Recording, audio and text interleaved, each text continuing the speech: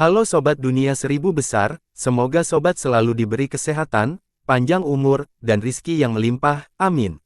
Sebelum masuk ke alur ceritanya, jangan lupa dukung channel ini ya dengan klik subscribe, like, komen, dan share, terima kasih.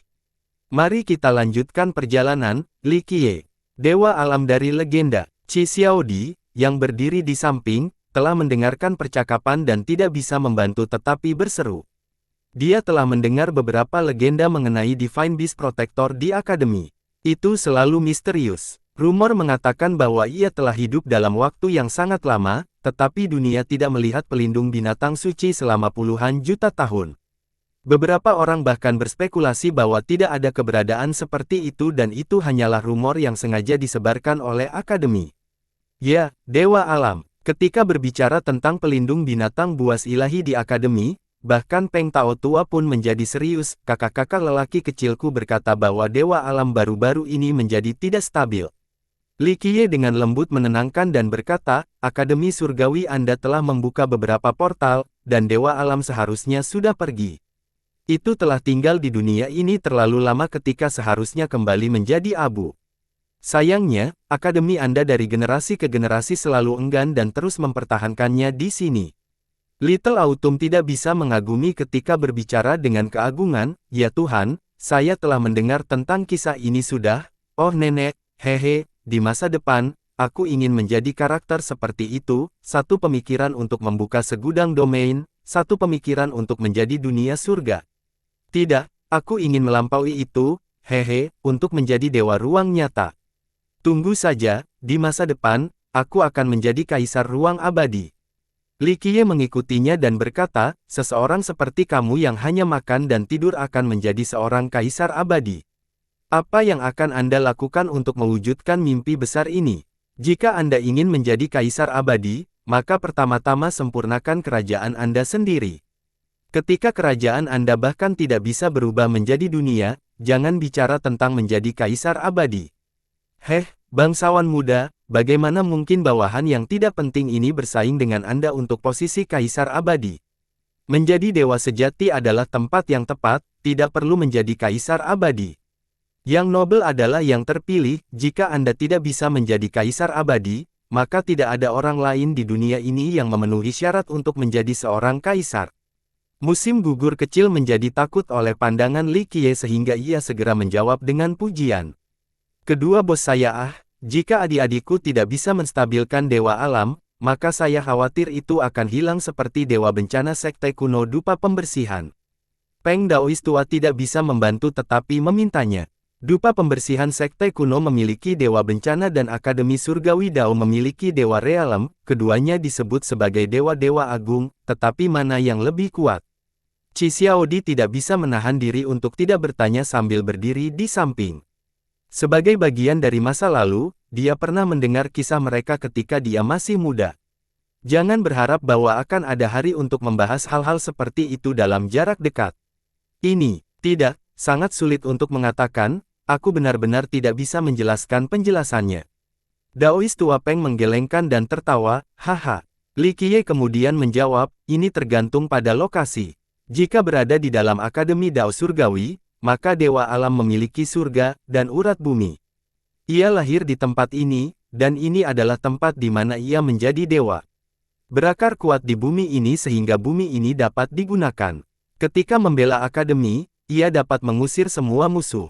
Selama itu tidak meninggalkan Akademi dan tetap dihapus di lokasi ini, maka bahkan seorang kaisar abadi tidak akan selalu bisa memaksa masuk. Jika itu meninggalkan Akademi, maka akan lebih sulit untuk mengatakannya. Pada akhirnya, vitalitasnya telah melemah, itu pasti akan berada pada kerugian besar ketika berperang melawan dewa bencana. Apakah ini kuat sampai tingkat ini? Qi Xiaodi tidak bisa membantu tetapi menjadi mengejutkan. Bahkan seorang kaisar abadi tidak dapat melingkupinya dengan kesuksesan seberapa menakutkannya ini. Li Qiye meliriknya dan melanjutkan, Akademi berdiri kokoh untuk waktu yang lama sampai sekarang bukan tanpa alasan. Belum lagi tanpa alasan. Belum lagi, asal realem dewa adalah surga yang menakutkan, itu bukan sesuatu yang dapat Anda bayangkan. Sayangnya, itu dipengaruhi oleh Akademi. Keberhasilannya adalah karena Akademi, namun kekalahannya juga karena Akademi. Jika dibiarkan akademi di usia muda, maka itu pasti akan membawa kehendak surga untuk menjadi kaisar abadi yang hebat. Dewa alam tetap tinggal di akademi pada usia muda, dan semua tetua mengerahkan semua upaya mereka untuk merawatnya sehingga menganggap akademi sebagai rumahnya.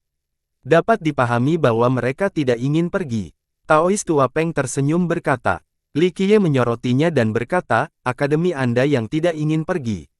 Selama jutaan tahun, ia memblokir begitu banyak kesulitan yang sulit bagi Akademi Surgawi Dao meskipun Akademi telah memberikan kontribusi besar kepada umat manusia, seseorang tidak dapat menyangkal kebaikan Dewa Alam. Itu, tentu saja benar. Taois tua Peng tersenyum masam dan berkata, pada akhirnya, apa yang menjadi milik bumi akan kembali ke bumi. Dewa Realem telah hidup cukup lama dan suatu hari akan pergi. Tidak ada yang abadi di dunia ini, hal yang sama berlaku untuk Kaisar Abadi dan keberadaan abadi. Li Qiye perlahan berkata. Setelah mendengar ini, Peng Daois tua menjadi sedih saat dia dengan lembut menghela nafas. Dia mengerti rasionalitas ini, tetapi para tetua akademi juga mengerti. Mereka hanya ingin mempertahankan Realem God di masa lalu dan mereka mengeluarkan darah dan keringat yang tak terhitung jumlahnya untuk memperpanjang umurnya. Aku ingin pergi ke Akademi Dao Surgawi kamu. Pada akhirnya, Li Qiye berkata, langit dan urat bumi Anda baru-baru ini berfluktuasi terlalu keras.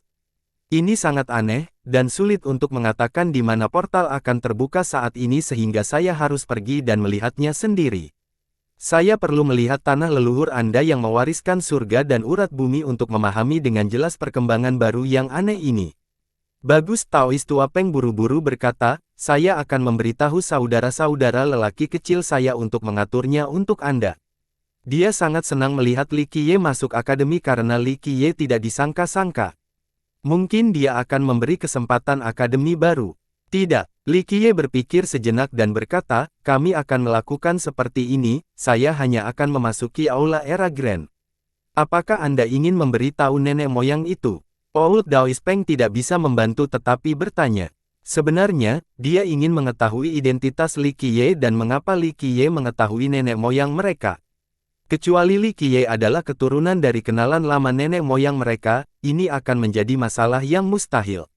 Tidak, Li Qiye terkekeh dan menolak, tidak perlu membuat orang lain khawatir, saya hanya ingin melihat situasi langit dan urat bumi. Setelah mengatakan ini, hatinya tidak bisa menahan diri untuk tidak mengeluh. Bertemu dengan nenek-nenek moyang. Mereka mungkin juga tidak bertemu.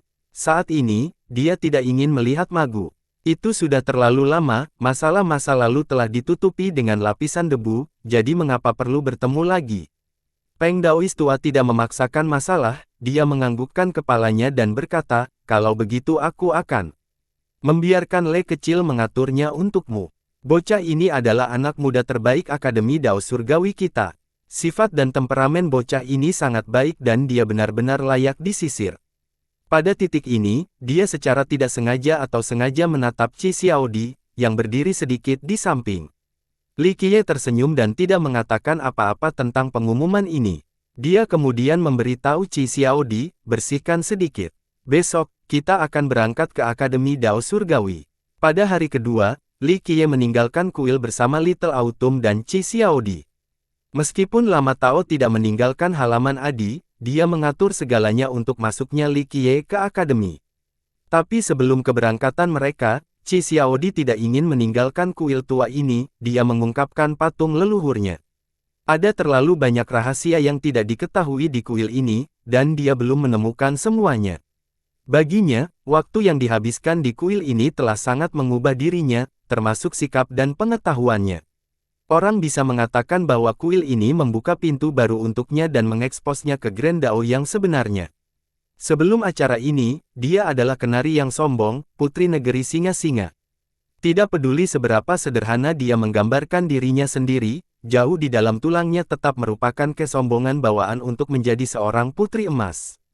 Tetapi pada saat keberangkatan ini, dia hanya seorang yang taat yang berhasil membatasi harga dirinya di dalam, dia adalah seseorang yang bersedia untuk tinggal di sebelah Li Qiye dengan tulus. Sebelumnya, dia hanya melihat sekilas sudut kecil dari Grand Dao, tetapi setelah mengikuti Li Qiye, dia akhirnya melihat Grand Dao dan memulai perjalanan menuju jalan tertinggi. Ayo, kamu bisa kembali kapanpun kamu mau.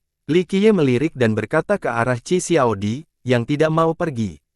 Dia menarik napas dalam-dalam dan membungkuk kepada leluhurnya sebelum pergi bersama Li Qiye. Akademi Dao Surgawi warisan kuno dan menjulang, warisan ras manusia tertua. Orang-orang mengatakan bahwa Grand Dao ras manusia memiliki dua asal, satu adalah kuil Dewa Perang dan yang lainnya adalah Akademi Dao Surgawi. Asal-usulnya kuno hingga tidak bisa dilacak. Seseorang hanya bisa memahami keagungan akademi ketika berdiri di depan pintunya. Tak termasuk gunung ilahi dan istana raksasa hadir, mereka menjulang jauh ke langit untuk menatap langit. Tempat tertinggi dikelilingi oleh bintang-bintang seolah-olah itu adalah dunianya sendiri yang terpisah. Di antara gunung-gunung raksasa, ada jembatan ilahi yang terbentang. Di dalam akademi ada bangau ilahi yang terbang di langit dengan naga banjir mengendarai awan bersama hewan-hewan menguntungkan lainnya. Berdiri di luar akademi membuat orang lain melihatnya, bagaimana ini bisa menjadi akademi. Itu lebih seperti dunianya sendiri yang terpisah. Heavenly Dao World akan menjadi judul yang lebih tepat. Qi Xiaodi tidak bisa tidak menatap kagum pada keagungan tak terbatas akademi. Perbatasan barat hanyalah sudut dari akademi daerah yang sangat terpencil dan tidak terlalu mencolok. Saat mereka menginjakkan kaki di depan gerbang, mereka bisa melihat monolit raksasa. Itu lebih akurat untuk menyebut benteng batu raksasa daripada monumen kuno. Ada banyak nama yang terukir pada monolit ini, beberapa menyerupai kait perak dan goresan baja yang ditulis dengan gaya kaligrafi sementara yang lain memakai gaya naga dan ular. Namun, ada juga orang-orang dengan seni percikan tinta yang sederhana. 1. Gaya kait perak, ujung sikat terekspos di mana diangkat dari kertas, meninggalkan kait yang khas maka deskripsi, kait perak dan goresan baja, untuk kaligrafinya. Gaya kursif terus-menerus meresap ke seluruh bagian. Kuas memunculkan naik, turun, kiri, dan kanan saat melaju melintasi kertas. Dengan crescendo dan akselerando dari gerakan kuas, pemirsa dapat membayangkan kuas seolah-olah itu adalah pedang, atau panah, atau sekelompok bukan musik, mengungkapkan kecepatan dan perasaan yang berbeda-beda. Gaya percikan tinta ini berasal dari dinasti Tang. Kaisar abadi Fei Yang, Kaisar abadi Hao Hai, Kaisar abadi Takong, Raja Singa Basian, Dewa Perang, Dewa Leluhur. Semua ini adalah karakter yang luar biasa dan nama-nama terkenal yang diukir mereka pada monolit ini. Semua dari mereka adalah siswa paling baik yang keluar dari akademi. Kecuali seseorang mencapai tingkat tak terpecahkan tertentu, mereka tidak akan bisa kembali dan meninggalkan nama mereka di monolit ini. Ketika berdiri di depan monolit ini dan melihat nama, Lion Monarch Basian, Qi Xiaodi tidak bisa menjadi emosional dan bangga. Ini adalah leluhur kakeknya. Tidak hanya dia belajar di akademi, tapi dia juga menyapu 8 Desoles. Meskipun dia dilahirkan pada zaman Kaisar Immortal Tunri, dia masih merupakan sosok yang luar biasa untuk seluruh generasi. Ini adalah tanda tangan pribadi Lion Monarch kenang-kenangan keluarga mereka. Menatap kenang-kenangan indah ini, hati Qi Xiaodi melonjak dengan bangga, dia tidak bisa membantu tetapi menggenggam tangannya dengan erat. Nenek moyangnya adalah 100 Battles God King, seseorang yang diterima oleh dewa sejati. Nenek moyangnya yang lain adalah Raja Singa, teladan satu generasi. Sebagai keturunan mereka, mungkin suatu hari, dia akan dapat menyalakan kembali kemuliaan dan aura ilahi leluhurnya lagi. Li Qiye menatap monolit tanpa berkata apa-apa. Satu nama yang dikenal, satu orang terkenal, satu karakter yang tak terkalahkan, satu jenius bangga yang tersenyum. Sayangnya, pada akhirnya, tidak masalah apakah seseorang tak terkalahkan atau kaisar abadi, semuanya akan hilang sepanjang waktu. Salah satu nama pada monolit ini mewakili puncak pada satu titik atau lainnya, melambangkan era keemasan. Dia mengenal beberapa dari mereka dan telah mendengar tentang yang lain, dan bahkan ada orang-orang yang terlibat di samping keretanya dan memberikan kontribusi besar. Sayangnya, semuanya menghilang karena berjalan di jalan Grand Dao adalah jalan yang sepi, itu adalah nasib yang kejam dan kejam. Mari kita pergi. Li Qiye dengan lembut menghela nafas dan berbicara kepada Qi Xiaodi, yang kebingungan di depan monolit. Qi Xiaodi berhasil menenangkan emosinya yang berlangganan dan mengikuti Li Qiye. Ketika mereka berdua masuk ke dalam akademi, seorang pemuda turun dari tangga untuk menyambut mereka. Ini pasti kakak Li, kan? Dia memegang tangannya ke arah Li Qiye dan Qi Xiaodi, lalu dia tersenyum bertanya. Pria muda ini memiliki tubuh tinggi dan kekar seperti gunung yang tak tergoyahkan. Dia tidak memancarkan aura yang menekan, tetapi matanya seperti batu hitam berkilau, tegas dan heroik. Namaku Lei Yi. Saya minta maaf atas penerimaan yang terlambat meskipun perjalanan panjang Anda. Pria muda itu sopan dan bijaksana dan dia juga memiliki sikap yang luar biasa. Li Qiye tidak mengatakan apa-apa, tetapi Qi Xiaodi terkejut setelah mengetahui bahwa itu Lei Yi.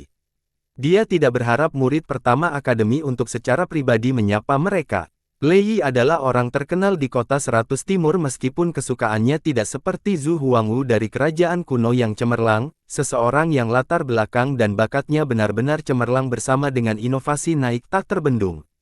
Lei Yi juga tidak seperti pangeran pertama Basia dari Furious Immortal Saint Country, seseorang yang memiliki aura yang menekan dan menakutkan yang menantang semua orang dan menjadi terkenal dari pertarungannya. Lei Yi bergabung dengan Akademi Dao Surgawi dan menjadi murid pertama, sementara menahan latihan yang sulit, memukulnya dipertahankan dengan sangat rendah hati. Dia jarang menantang orang luar untuk berperang, tetapi Lei Yi duduk kuat di singgasananya di akademi dan tidak pernah takut akan tantangan apapun. Dia tetap menjadi gunung yang tak tergoyahkan tak peduli yang jenius membuktikan kekuatannya. Apalagi ketika Basia, dengan bakat bertarung alami yang kuat, menantangnya, Lei Yi masih dengan tenang menyetujuinya. Tidak ada yang tahu hasil dari pertarungan ini, tetapi Basia pergi ke habitat terpencil setelah dia kembali ke negaranya. Saint Country kemudian mengumumkan bahwa pertempuran antara Basia dan Lei Yi seri itu. Beberapa orang mengira bahwa Basia tidak dapat mengalahkan Lei Yi dan Lei Yi yang ramah berhenti pada waktu yang tepat.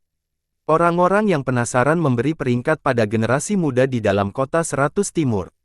Satu papan peringkat menempatkan Mei Suyao di tempat pertama dan Lei Yi dan Zhu Huangwu di tempat kedua.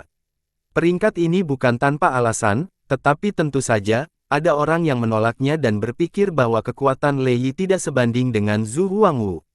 Singkatnya, Lei Yi adalah salah satu jenius terkuat di kota 100 Timur, tapi dia selalu tidak menonjolkan diri di akademi dan hanya dibor sehingga prevalensinya tidak sebesar kegilaan seperti Zhu Huangwu atau Basia.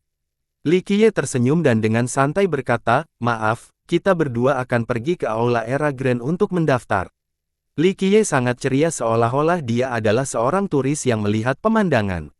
Qi Xiaodi diam-diam berdiri di sebelah Li Qiye dan hanya mengikuti petunjuknya.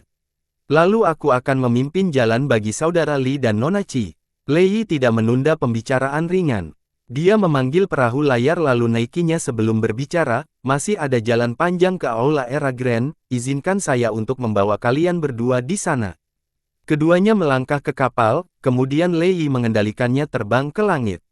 Kecepatan perahu sangat mencengangkan dan menempuh jarak 10.000 mil dalam sekejap mata.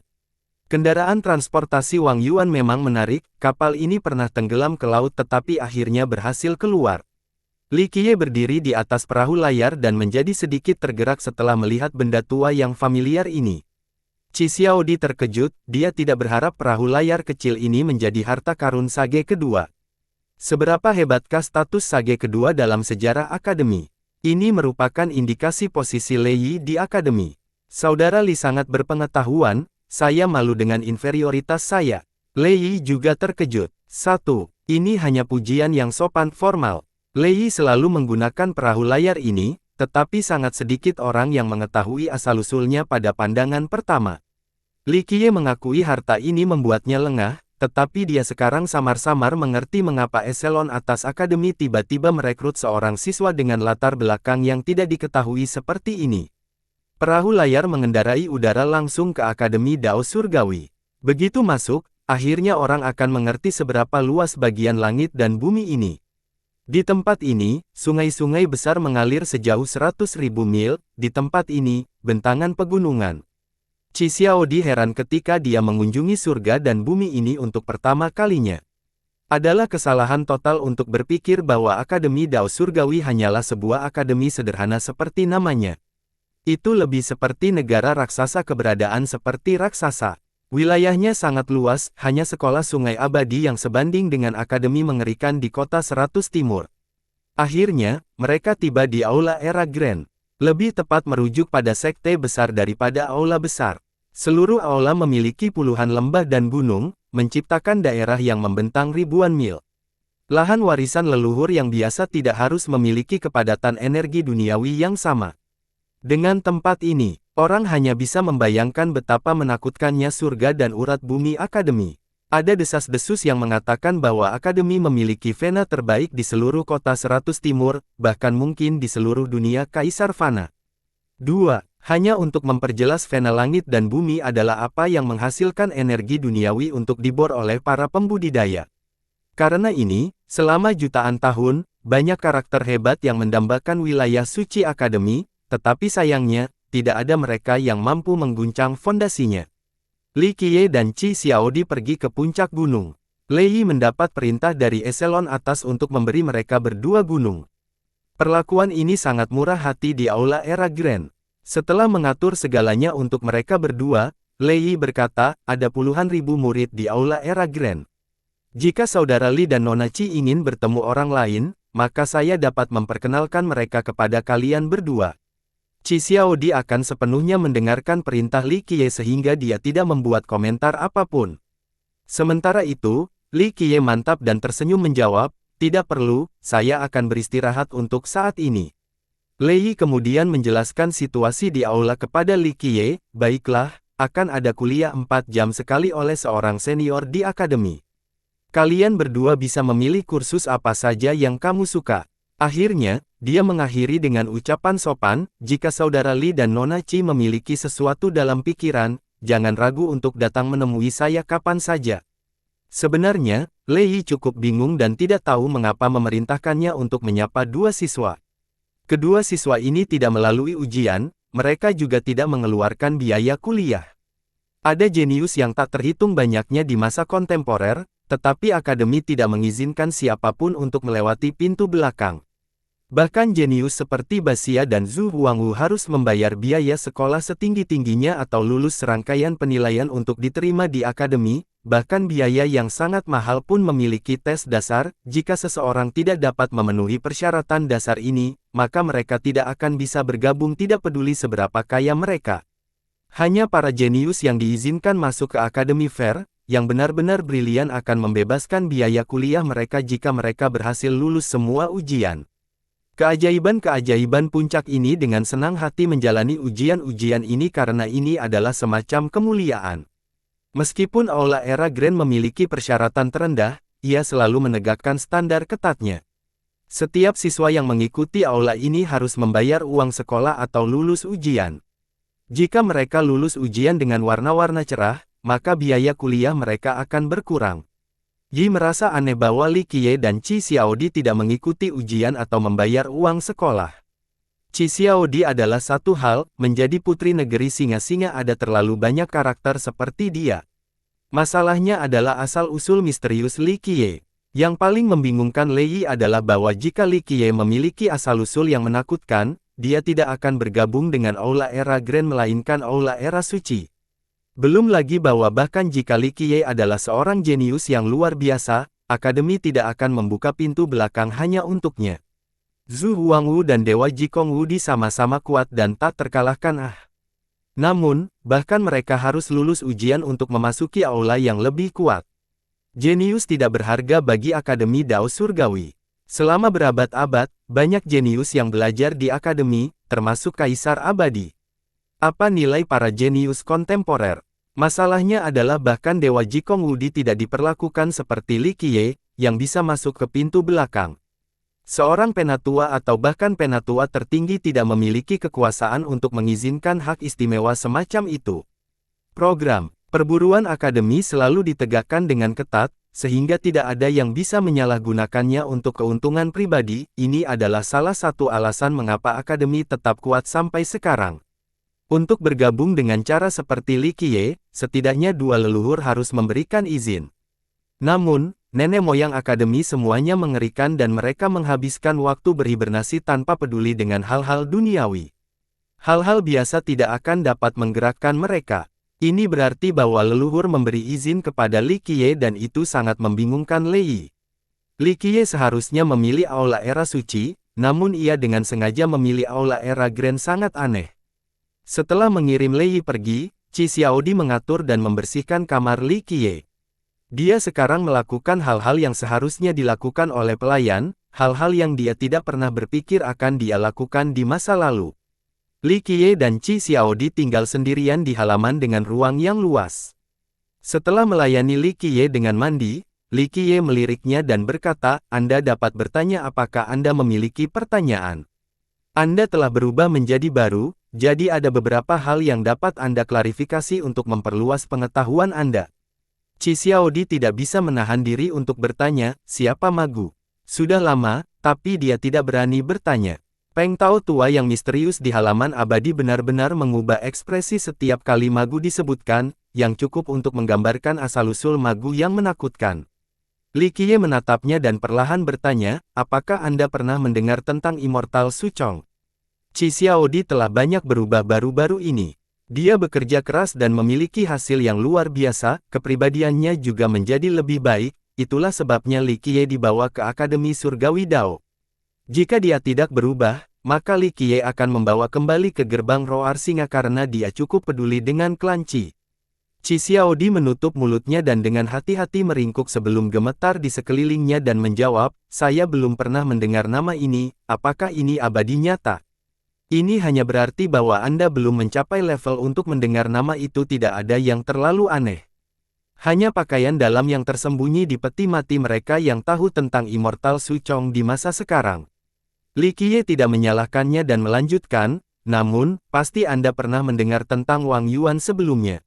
Sage kedua Wang Yuan, nenek moyang yang merevitalisasi Akademi Dao Surgawi. Qi Xiaodi dengan cepat menjawab, "Meskipun Wang Yuan sudah lama meninggal, misterinya di kota 100 Timur masih hidup. Wang Yuan bukanlah seorang kaisar abadi, tapi dia sama terkenalnya dengan seorang kaisar, ini cukup untuk mencatat pengaruhnya yang besar." Li Qiye perlahan berkata, "Wang Yuan terkenal, tetapi Akademi Surgawi Dao memiliki sosok raksasa lain, ini Immortal Suchong." Setara dengan Sage kedua, Qi Xiaodi terkejut karena informasi ini terlalu mengejutkan. Sage kedua, Wang Yuan adalah eksistensi yang sangat terkenal dan dia bahkan memiliki status yang sama dengan kaisar abadi tanpa menjadi seorang raja. Li Qiye melihat ke arah lanskap jauh dan berbicara, "Dulu, dia tidak sebanding dengan Wang Yuan." Mengenai pengingat, Wang Yuan dapat mengibarkan spanduknya sendiri di pohon soliter. Namun, melihat keahliannya sekarang, sulit untuk diungkapkan. 1. Idiom mengatakan bahwa dia cukup hebat untuk memulai sekolahnya sendiri atau mengembangkan jalurnya sendiri. Dia masih hidup sampai sekarang. Mustahil. Qi Xiaodi terkejut dan berseru, tapi kemudian dia tenang dan merasa hal itu mungkin terjadi. Sejak ribuan tahun yang lalu, pakaian dalam yang tak terhitung banyaknya mengubur diri mereka sendiri dan menghentikan kekuatan darah mereka di dalam batu darah era untuk mengimbangi waktu. Erosi, mereka telah berhibernasi jauh di bawah tanah sampai sekarang. Li Qiye sengaja memaparkan Qi Xiaodi ke informasi lebih lanjut, "Anda salah. Immortal Suchong tidak membutuhkan batu darah, alasan dia bisa hidup sampai sekarang adalah karena eternal fisiknya. Anda tahu mengapa halaman ini diberi nama Evergreen? Itu karena mereka mewariskan eternal fisik, dan itu hanya untuk satu orang setiap generasi. Immortal Suchong adalah tuan pertama dari halaman abadi. Anda juga melihat Daois tua itu kan? Dia tidur sepanjang hari bukan karena kemalasan, tetapi karena eternal fisik. Fisik ini tidak membutuhkan batu darah atau membutuhkan kekuatan darah yang berhenti, seseorang dapat bangun kapanpun mereka mau. Itu bukan sesuatu yang bisa dibandingkan dengan menggunakan batu darah. Eternal fisik tidak memiliki efek positif pada budidaya seseorang atau bantuan dalam pertempuran. Namun, eternal fisik memungkinkan seseorang untuk hidup dalam waktu yang sangat lama. Pembudidaya eternal fisik dapat tidur tanpa melakukan hal lain, dan mereka dapat bangun dengan kemauan mereka juga. Bagi mereka, tidur adalah terendam. Ketika mereka bangun, latihan mereka terhenti. Kedua belas immortal fisik semuanya memiliki teknik khusus dan kekuatan unik. Hanya eternal fisik yang tidak membantu penanaman atau kekuatan ofensif. Itu tidak memiliki banyak teknik khusus dan itu adalah proses yang sulit dan panjang untuk mengolahnya. Jika seseorang tidak berhasil menumbuhkan immortal fisik lainnya, maka mereka tidak akan pernah mencapai kesuksesan dan akan berbaring dengan daging dan dao mereka. Namun, fisik abadi berbeda. Satu generasi adalah waktu yang singkat dan dua generasi hanyalah permulaan. Hanya pada 3 generasi mereka akan benar-benar masuk ke ranah dasar fisik. Prosesnya sangat lambat, seperti siput yang menetap. Namun, selama seseorang memiliki ketekunan yang cukup dan hati dao yang teguh tanpa jatuh ke godaan dunia, maka mereka pada akhirnya akan dapat berjuang terus. Mengolah fisik abadi adalah proses yang membosankan dan sepi, sangat sedikit yang bisa melangkah maju. Sebenarnya, Li Qiye tidak hanya mengajarkan 1 atau 2 jenius eternal fisik, tetapi pada akhirnya, mereka tidak tahan dengan godaan dan akhirnya menyerah. Misalnya, berlatih eternal fisik masih dapat ditoleransi. Namun, setelah tinggal di ranah Palace Foundation selama 100 tahun, kemudian 1000 tahun. Sebelum orang mengetahuinya, 1 generasi telah berlalu. Orang-orang di sebelah Anda telah mencapai tingkat yang baru ketika Anda masih di Royal Palace Foundation. Ini adalah masalah yang tidak dapat diterima oleh banyak petani. Yang lain bisa menghabiskan 8 hingga 10 tahun dan dapat melakukan perjalanan melintasi dunia ini. 100 tahun untuk mendominasi satu wilayah untuk disembah oleh orang lain dan untuk menikmati banyak permata, senjata ilahi, dan harta abadi. Siapa yang benar-benar dapat bertahan dengan mengolah eternal fisik di mana mereka hanya tidur sambil kecepatan seperti kura-kura? Belum lagi jenius, bahkan orang paling bodoh pun tidak bisa menahan jalan setapak menuju dao.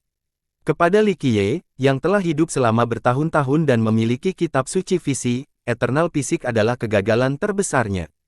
Dia mengajar banyak orang eternal fisik, tetapi pada akhirnya selalu berakhir dengan kegagalan. Namun, sebagai salah satu dari 12 immortal fisik, eternal fisik bukanlah hal yang tidak berguna. Legenda mengatakan bahwa begitu ditanam di puncak, seseorang dapat mencapai keabadian. Sulit untuk mengatakan apakah legenda ini benar atau tidak, tetapi penyelesaian besar eternal fisik dapat hidup untuk waktu yang sangat lama dan mereka tidak perlu mengubur diri sendiri seperti kumpulan pakaian lama yang harus membayar mahal untuk meninggalkan batu darah mereka. Pengguna eternal fisik dapat bangun kapan saja. Li Qiye pernah berpikir bahwa eternal fisik bukanlah fisiok yang paling sulit untuk dikembangkan di dunia ini dan itu bukan hukum jasa paling sulit di dunia ini, tetapi itu adalah teknik yang tidak bisa diselesaikan. Fisik abadi. Qi Xiaodi tidak bisa tidak bermimpi setelah mendengar Li Qiye karena dia ingat kakeknya sendiri. Leluhur klan Qi pernah mengembangkan fisik tirani abadi tiruan dan menciptakan hukum fisiknya sendiri. Sayangnya, hukum fisik tertinggi mereka telah hilang. Jika tidak, gerbang roar singa mereka tidak akan memperburuk kondisi penurunan ini di masa sekarang. Li Qiye merasakan sedikit emosi ketika dia memikirkan eternal fisik. Dia telah bereksperimen dengan kitab suci fisik berkali-kali sepanjang tahun. Dia berhasil melatih banyak penyelesaian immortal fisik, tetapi penyesalan terbesarnya adalah eternal fisik. Dia telah mencoba berkali-kali, dan karena ini, dia pergi ke seluruh dunia 9 untuk mengambil beberapa biji yang layak untuk perawatan. Pada akhirnya, tidak ada yang bisa bertahan, satu-satunya yang diungkapkan adalah Magu.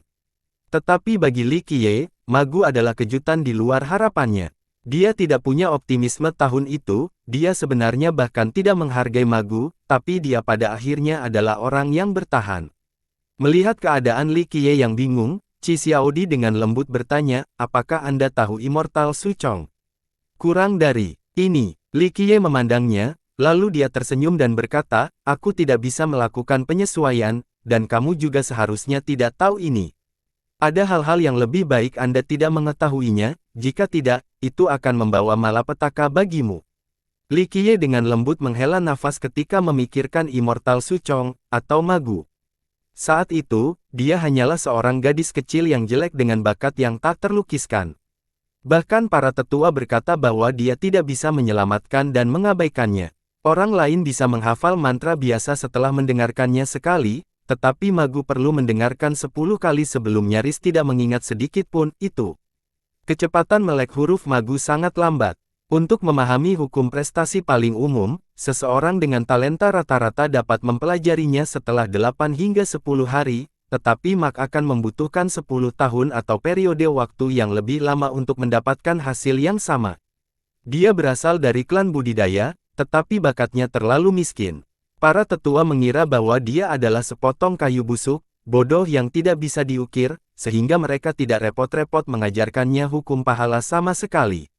Namun, dia memiliki hati yang mendambakan untuk Grendao, surat wasiat yang ingin mempelajari misteri Grendao. Orang bisa membayangkan bahwa di masa lalu, ini adalah gadis kecil jelek yang tidak bisa berbicara dengan baik, seseorang tanpa kepercayaan diri. Dia bahkan kotor dan memiliki penampilan yang cerdas. Tidak ada seorang pun di klannya yang bersedia menjaganya. Tahun itu, sebagai Dark Crow, Li Qiye bertemu dengannya untuk pertama kalinya ketika dia mengajar Wang Yuan. Ini adalah seorang gadis kecil yang diintimidasi yang memata-matai Sisi, dengan hati-hati dan cermat mencatat semua detail. Ketika dia melihatnya untuk pertama kalinya, dengan pengalamannya setelah bertemu orang-orang yang tak terhitung jumlahnya dan melatih banyak kaisar abadi, dia meyakinkan kepalanya pada bakatnya. Meskipun sebagian besar waktu dia menganggap bakat seseorang sebagai yang kedua, bakat magu berada di luar menyelamatkan ke titik di mana murid sekte terburuk masih jauh lebih baik daripada magu. Seseorang bahkan bisa mengatakan bahwa tidak banyak perbedaan antara kecerdasan magu dan orang cacat mental, kecuali dia tidak cacat mental. Hanya saja kemampuan mempelajarinya sangat tak terlukiskan mengerikan. Pertama kali dia melihatnya, Li Qiye tergerak oleh matanya, mengungkapkan mata yang menambahkan untuk belajar. Gadis kecil yang jelek dan kotor ini mirip dengan orang bodoh namun matanya yang rindu mampu menggerakkan Li Qiye, kegelapan gelap dan guru kaisar abadi. Pada saat itu, ia tiba-tiba memiliki dorongan untuk mengajar Eternal Physics, mulai mantra padanya. Ini hanya mantra yang paling sederhana dan paling dasar, tetapi perlu beberapa hari untuk mengulanginya sebelum dia bisa menghafalnya. Dia adalah orang paling bodoh yang pernah ditemui Li Qiye, tapi dia terus mengajarinya tanpa alasan lain selain disentuh oleh matanya. Setelah mengajarkan mantra dasar di bawahnya, dia tidak memberi apa-apa lagi pada dia karena bahkan jika dia mencoba, dia tidak akan bisa menghafalnya. Li Qiye sangat cepat melupakan masalah ini. Bertahun-tahun kemudian, Li Qiye kembali ke tempat yang sama. Wang Yuan, yang dulunya adalah anak-anak, telah menjadi seseorang yang mungkin menginjakkan kaki di 9 dunia dan menjulang di atas semua makhluk. Dia berubah dari seorang anak menjadi seorang ahli tua yang tak terkalahkan. Pada saat itu, Li Qiye bertemu magu lagi. Hal yang tak terduga adalah bahwa magu masih mempelajari mantra yang sama seperti yang diajarkan Li Qiye sebelumnya, tetapi dia masih hanya di Royal Palace Foundation. Istana Foundation adalah kerajaan terendah bagi semua pembudidaya. Secara logika, magu seharusnya tidak bisa hidup selama ini. Setelah bertemu dengannya lagi, Li Qiye tahu bahwa dia telah melangkah ke pintu Eternal Physics. Tetapi meskipun demikian, seseorang seharusnya tidak dapat hidup begitu lama dengan kualifikasi ini, belum lagi magu yang baru saja memasuki jalan. Li Qiye tahu bahwa magu selalu tinggal di tempat ini selama bertahun-tahun hanya dengan satu hal di pikirannya menyampaikan beberapa mantra yang dia ajarkan padanya. Setelah musim semi dan gugur yang tak terhitung jumlahnya selama bertahun-tahun, magu kembali mantra-mantra ini hingga sempurna dan mencapai puncaknya, memungkinkannya untuk merasakan hukum universal tertinggi dari Eternal Physics. Bahkan setelah bertahun-tahun bereksperimen untuk melatih penyelesaian besar Eternal Sein Physics untuk melihat apakah seseorang dapat mencapai kehidupan abadi setelah mengembangkan teknik ini hingga potensi maksimalnya, Li Qiye selalu gagal. Setelah dia melihat magu lagi dan menyaksikan keajaiban yang luar biasa, Li Qiye menemukan beberapa harapan di dalam hatinya lagi. Li Qiye memberitahu Wang Yuan untuk merawat magu saat dia mengajarkannya hukum fisik abadi tertinggi. Orang harus tahu bahwa Li Qiye selalu sangat menuntut dan memiliki pilihan yang ketat sebelum memberikan fisik immortal tertinggi kepada siapapun. Hukum, tidak peduli siapa itu, mereka diwajibkan untuk bersumpah dengan sumpah yang paling keras sebelum diberikan hukum fisik. Inilah alasan mengapa hukum fisiknya tidak pernah diturunkan kepada orang luar, yang terpilih selalu dapat diandalkan, atau mereka tidak akan dipilih sejak awal. Magu adalah satu-satunya yang memuatnya, jadi dia memberikan Eternal Physics sementara Wang Yuan menjadikannya murid dari Akademi Dao Surgawi. Sejak saat itu, Akademi memiliki satu lokasi lagi, halaman abadi. Sejak saat itu, Li Qiye selalu kembali setiap generasi dan mengajar magu bagian lain dari hukum fisik tertinggi sampai dia mengetahui seluruh hukum yang lengkap dan lengkap. Magu menjaganya sangat lambat, tetapi dia selalu bertahan dengan hati yang tulus dan tidak mengubah keinginannya, jaraknya perlahan-lahan menjadi lebih kuat dan kecerdasannya juga meningkat. Eternal Fisik mengubah tubuh, tulang, dan ototnya, dan bakatnya. Karena mukjizatnya, Li Qiye telah melakukan sesuatu tanpa kehadiran, dia mengizinkannya untuk mewariskan hukum fisik abadi ke satu murid per generasi. Inilah alasan mengapa halaman abadi hanya memiliki satu murid. 1. Spekulasi saya di sini adalah bahwa Li Qiye mengizinkannya melakukan ini karena dia tahu bahwa mengolah hukum fisik ini akan menjadi jalan yang sepi, jadi dia ingin membuat seseorang berjalan di dekatnya di jalan ini.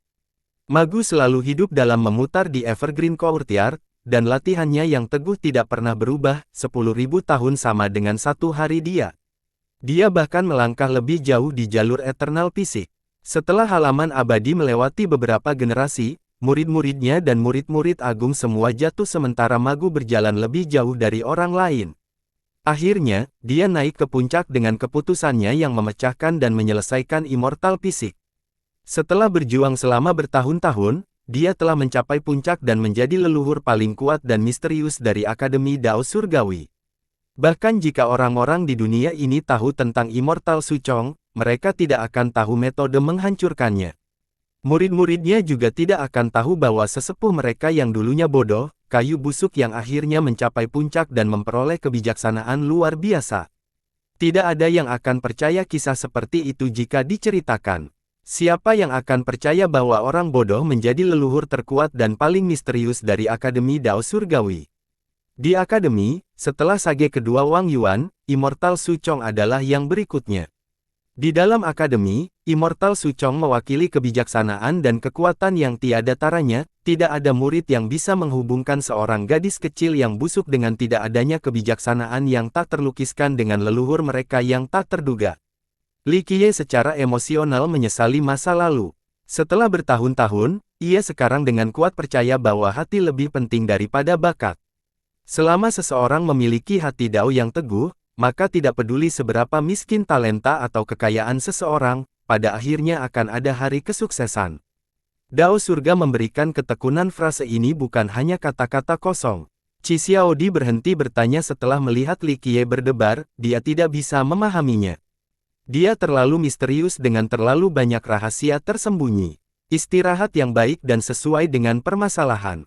Li Qiye berkata, meskipun pemikiran Anda sekarang sudah cukup bagus, Akademi Surgawi Dao tidak akan mengajarkan Anda hukum jasa apapun.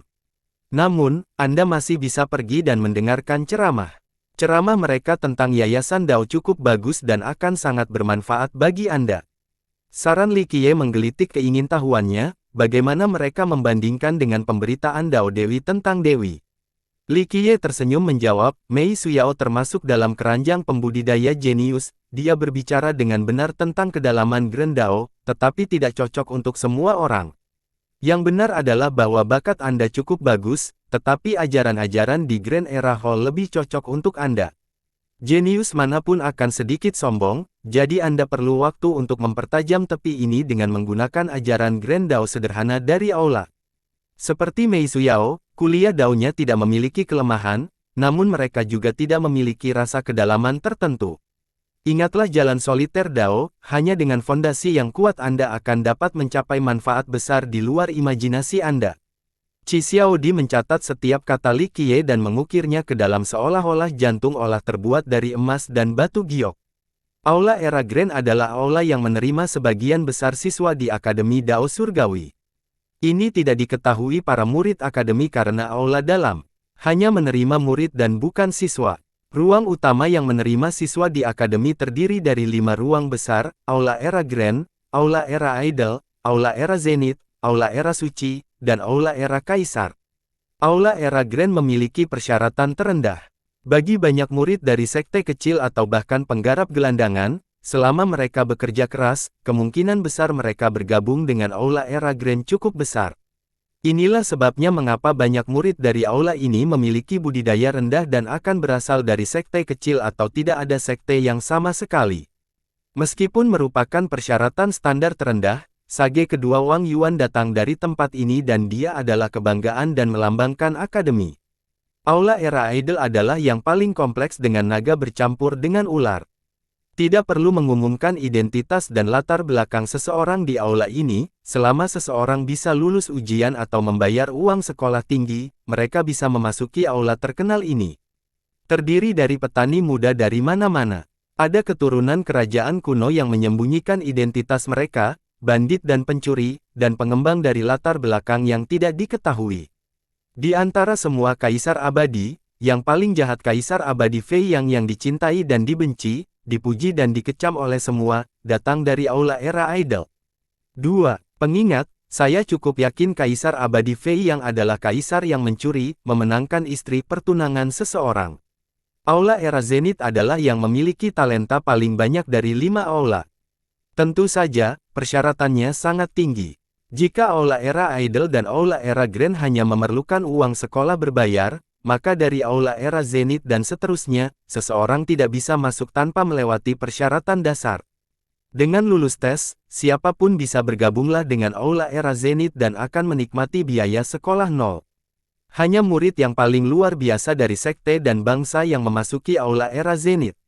Dapat dikatakan bahwa aula ini terdiri dari semua talenta cemerlang dari negara-negara dan sekte di dunia ini, jadi itu memupuk banyak talenta yang menantang surga dan karakter yang tak terkalahkan.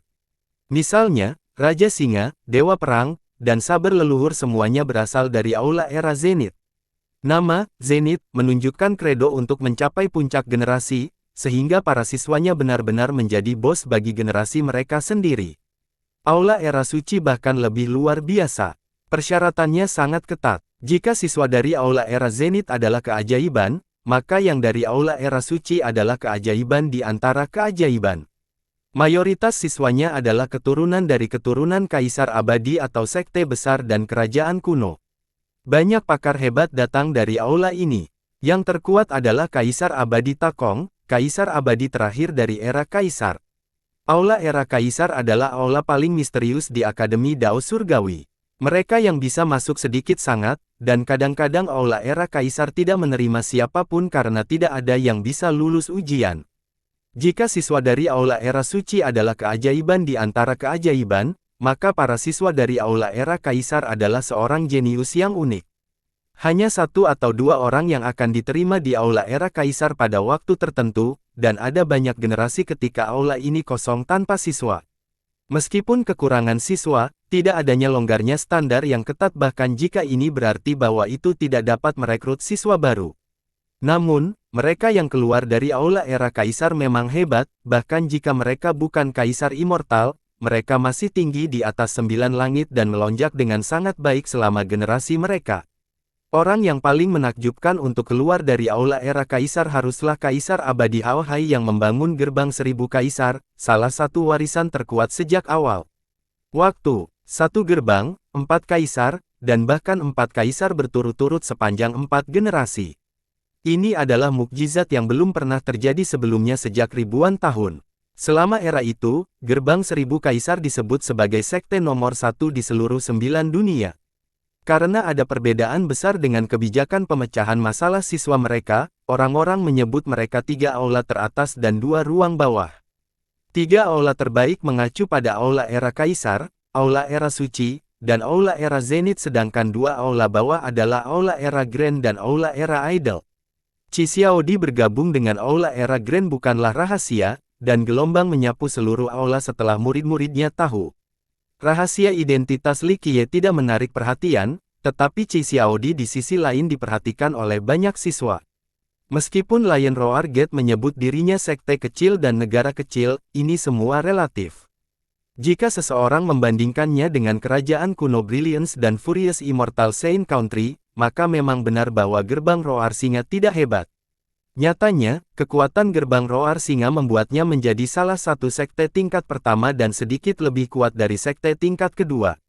Mereka memiliki beberapa makhluk tercerahkan dan orang suci kuno, kekuatan seperti itu cukup untuk melonjak sekte kecil, termasuk sekte dupa kuno pembersihan. Di mata sekte kecil, gerbang Roar Singa adalah monster. Bagi banyak murid dari sekte dan penggerak gelandangan ini, Qi Xiaodi, putri gerbang Roar Singa, adalah karakter yang hebat. Belum lagi bahwa Qi Xiaodi benar-benar orang yang berbakat karena dia sudah menjadi bangsawan, dia berkali-kali lebih kuat daripada mayoritas murid muda dari kerajaan kuno Brilliance dan Saint Country. Menyebutnya jenius tidak cukup untuk menunjukkan keuntungan. Qi Xiaodi bergabung dengan Aula Era Grand menyebabkan kegemparan dengan banyak siswa yang bergosip tentang hal itu. Puteri Qi datang ke Aula Era Grand. Seorang siswa bermulut besar berkata setelah mendengar beritanya. Reaksi pertama terhadap pernyataan seperti itu adalah skeptisisme. Salah satu dari mereka berkata, tidak mungkin. Gerbang Roar Singa adalah sekte besar dan Putri Qi adalah jenius terkuatnya, bagaimana ia bisa bergabung dengan Aula Era Grand? Belum lagi, gerbang itu cukup kaya untuk membayar uang sekolah untuk Aula Era Zenith. Itulah kebenarannya. Siswa lain bersumpah, saya melihatnya dengan mata kepala sendiri. Kakak tertua Lei secara pribadi membawa ke Aula Era Grand bersama siswa laki-laki lainnya. Bagaimana ini bisa terjadi? Banyak petani, terutama yang berada di dekat negeri Roar Singa, merasa bahwa ini adalah masalah yang aneh. Qi Xiaodi cukup populer di kota 100 Timur. Dia datang dari gerbang Roar Singa, dan meskipun itu bukan kerajaan kuno, dia sudah mencapai kerajaan mulia. Belum lagi bahwa dia juga cukup cantik primadona dan jenius. Sebenarnya, perolehannya tidak selalu lebih rendah dari Sima Longyun, tetapi dia mendapat dukungan dari Saint Country sehingga banyak petani yang merasa tersanjung, dia malah. Putri Qi adalah kehilangan emas, ditambah dia juga seorang bangsawan kerajaan, bangsawan-bangsawan sejati. Dengan kekuatannya, dia benar-benar tidak akan pergi ke Aula Era Grand, dia benar-benar mampu pergi ke Aula Era Zenith. Betul. Putri Qi adalah jenius nomor satu generasi muda Lions Roar. Dia adalah burung kenari kita, jadi bagaimana dia bisa pergi ke Aula Era Grand? Banyak siswa Lions Roar, baik pria maupun wanita, semua bangga karena Qi Xiaodi. Seorang siswa mendorong siswa perempuan lainnya, Kakak Lin, Anda sangat mengenal Putri Qi, bukan? Anda dapat bertanya dan mencari tahu segera. Kedatangan Qi Xiaodi tiba-tiba menjadi topik hangat di Aula Era Grand, terutama bagi siswa laki-laki yang berasal dari negara Roar Singa atau wilayah tetangga. Banyak pembudidaya muda yang naksirnya sangat bersemangat. Seorang anak laki-laki dengan gembira berseru seolah-olah ingin segera mengejarnya, kenari kerajaan negeri Singa-Singa, kecantikan nomor satu kita. Keesokan harinya, Li Qiye bangun sangat pagi. Dia membawa Little Autumn berjalan-jalan untuk memeriksa surga dan urat nadi akademi untuk mengetahui petunjuk tentang gerbang Void. Dentang klak, Li Qiye membuka pintu dan ingin menghirup udara segar. Namun, sebelum dia bisa melakukannya, ada gelombang sorakan, "Selamat datang, Yang Mulia Qi." Suara-suara ini sangat menyenangkan dan menawan, tetapi semburan sorakan ini tiba-tiba berhenti. Banyak pasangan cantik dari mata menatap Li Qiye. Di dalam halamannya berdiri banyak siswa wanita cantik, semuanya berusia sekitar 20 tahun muda dan cantik. Masing-masing dari keindahan ini memiliki gaya dan pesona mereka sendiri, itu adalah gambar yang begitu menyenangkan. Upacara penyambutan tiba-tiba terhenti ketika semua orang melihat Li Qiye, menimbulkan suasana canggung. Datang dari negara burung singa dan tetangganya, perempuan para siswa berencana untuk menyambut ucapan selamat datang untuk Qi Xiaodi untuk memberikan kejutan yang menyenangkan. Siapa yang mengira bahwa orang yang keluar bukanlah Qi Xiaodi tetapi pria yang tidak dikenal ini, Li Qiye. Pada titik ini, mata mereka semua tertuju pada iblis kecil ini. Li Qiye dengan tenang dan acuh tak acuh memandang semua gadis cantik dan tersenyum berbicara dengan mudah, ini adalah pagi yang menyegarkan dengan cuaca yang sangat dingin, namun semua kesalahan ini antusias seperti api, saya tidak sanggup menerima berbagai yang begitu hangat. Seorang siswa yang lebih tua dengan tampilan intelektual keluar dan berkata dengan elegan dengan sedikit amarah, "Setan kecil, apa yang Anda katakan?" Dia kemudian meleotot, dengan mata lebar ke arahnya. Little Autumn menatap seluruh siswa perempuan yang cantik dan dengan cepat maju ke depan. Wow, begitu banyak keindahan, kaki-kaki cantik putih yang bersinar ini membuatku benar-benar ingin menyentuh mereka. Hanya sesaat, banyak suara teriakan terdengar satu demi satu, "Ah! Cacing, sangat menjijikkan." Para siswa cantik menjadi pucat dan melompat-lompat untuk menjaga jarak dengan Little Autumn. Mereka takut cacing raksasa ini menampungi kaki mereka yang cantik. Little Autumn sangat menderita dan berkata, "Ais," sekelompok wanita kecil tanpa sepengetahuan apapun. Burung itu bergoyang-goyang dan dengan bangga menyatakan, "Bos, ini adalah cacing tanah ilahi yang lahir alami, sentuhanmu adalah kekayaan terbesarmu." Setelah mengatakan itu, ia kemudian bersiap kembali ke sebelah Li Qiye. Pelajar wanita yang marah lainnya dengan genit memprotes, "Cacing tanah sialan, apakah Anda ingin memukul?" Dalam waktu singkat, suara-suara menyenangkan seperti orioles emas memenuhi udara. Yang Mulia Qi. Pada saat ini, Qi Xiaodi keluar. Dia telah berlatih di dalam tetapi tertarik dengan pelukisnya. Dia cukup terkejut melihat begitu banyak siswa perempuan, beberapa orang akrab, dan kebanyakan dari mereka datang dari gerbang Roar Singa. Dia tidak bisa menahan diri untuk tidak memandang Li Qiye, takut kalau dia tidak senang. Pada akhirnya, Li Qiye selalu tidak bisa memahami dan menjaga jarak semua orang. Li Qiye hadir ingin tahu dari Qi Xiaodi ini, lalu dia tersenyum berkata, "Jika kamu adalah teman lama, maka kamu dapat berbicara di antara kamu sendiri. Jika Anda punya waktu, maka mendengarkan ceramah juga bukan pilihan yang buruk." Oleh karena itu, dia pergi dengan Little Autumn. Setelah ia pergi jauh, seorang siswa perempuan bertanya kepada Qi Xiaodi, "Yang Mulia Qi, siapa yang sedikit setan itu?" Seorang murid dari gerbang Roar Singa. Qi Xiaodi tiba-tiba memikirkan dan memikirkan sekelompok murid perempuan. Dia hanya bisa tersenyum kecut, menatap mereka mengingatkannya akan pertama kali dia bertemu Li Qiye. Dia juga memiliki pandangan dangkal yang sama dan tidak mengenali besarnya langit dan bumi.